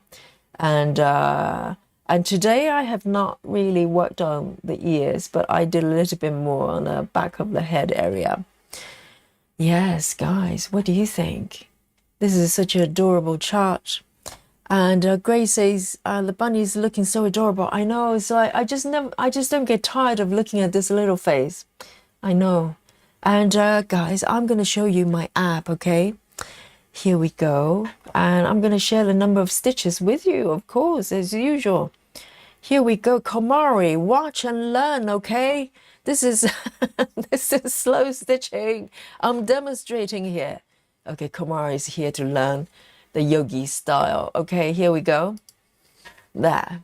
So this is where I am right now. This is a portrait piece. I'm slightly on the right side there. I know it's very cluttered, isn't it? Let me just turn it off a little bit.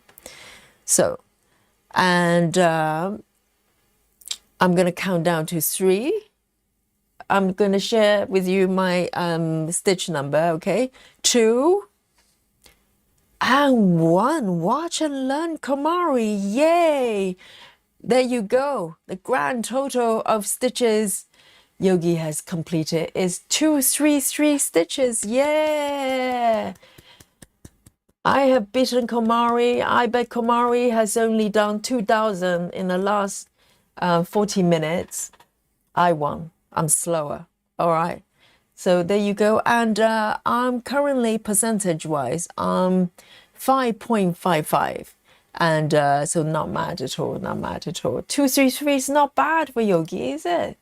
There you go. This is so gorgeous. I love it. I love it. And I cannot wait to come back and stitch this piece again. So guys, yes, today's Tuesday, technically Wednesday. Tomorrow, of course, is our dimensions. And Komari, have you done dimensions?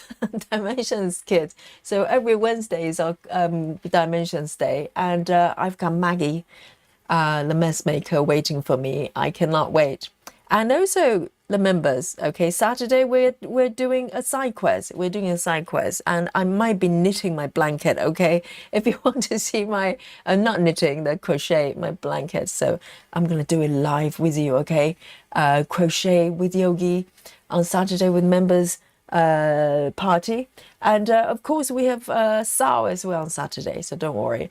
And okay, so now is 30 past 12, and today is a special day. We have visit from Komari, we have visit from Amy from Stitchery Lover as well. It makes me very, very happy, people saying hello to me and all the stitchers here on Yogi's stream. So from the sleepy London town, Yogi's going to sign out, and we're coming back for Dimensions sound tomorrow, and hope to see you all tomorrow. Nighty night, everyone. Night night. Bye bye. Enjoy the rest of your day. And maybe Dolly's going to make appearance tomorrow. Who knows? Hush hush. Okay, see you tomorrow. Bye bye.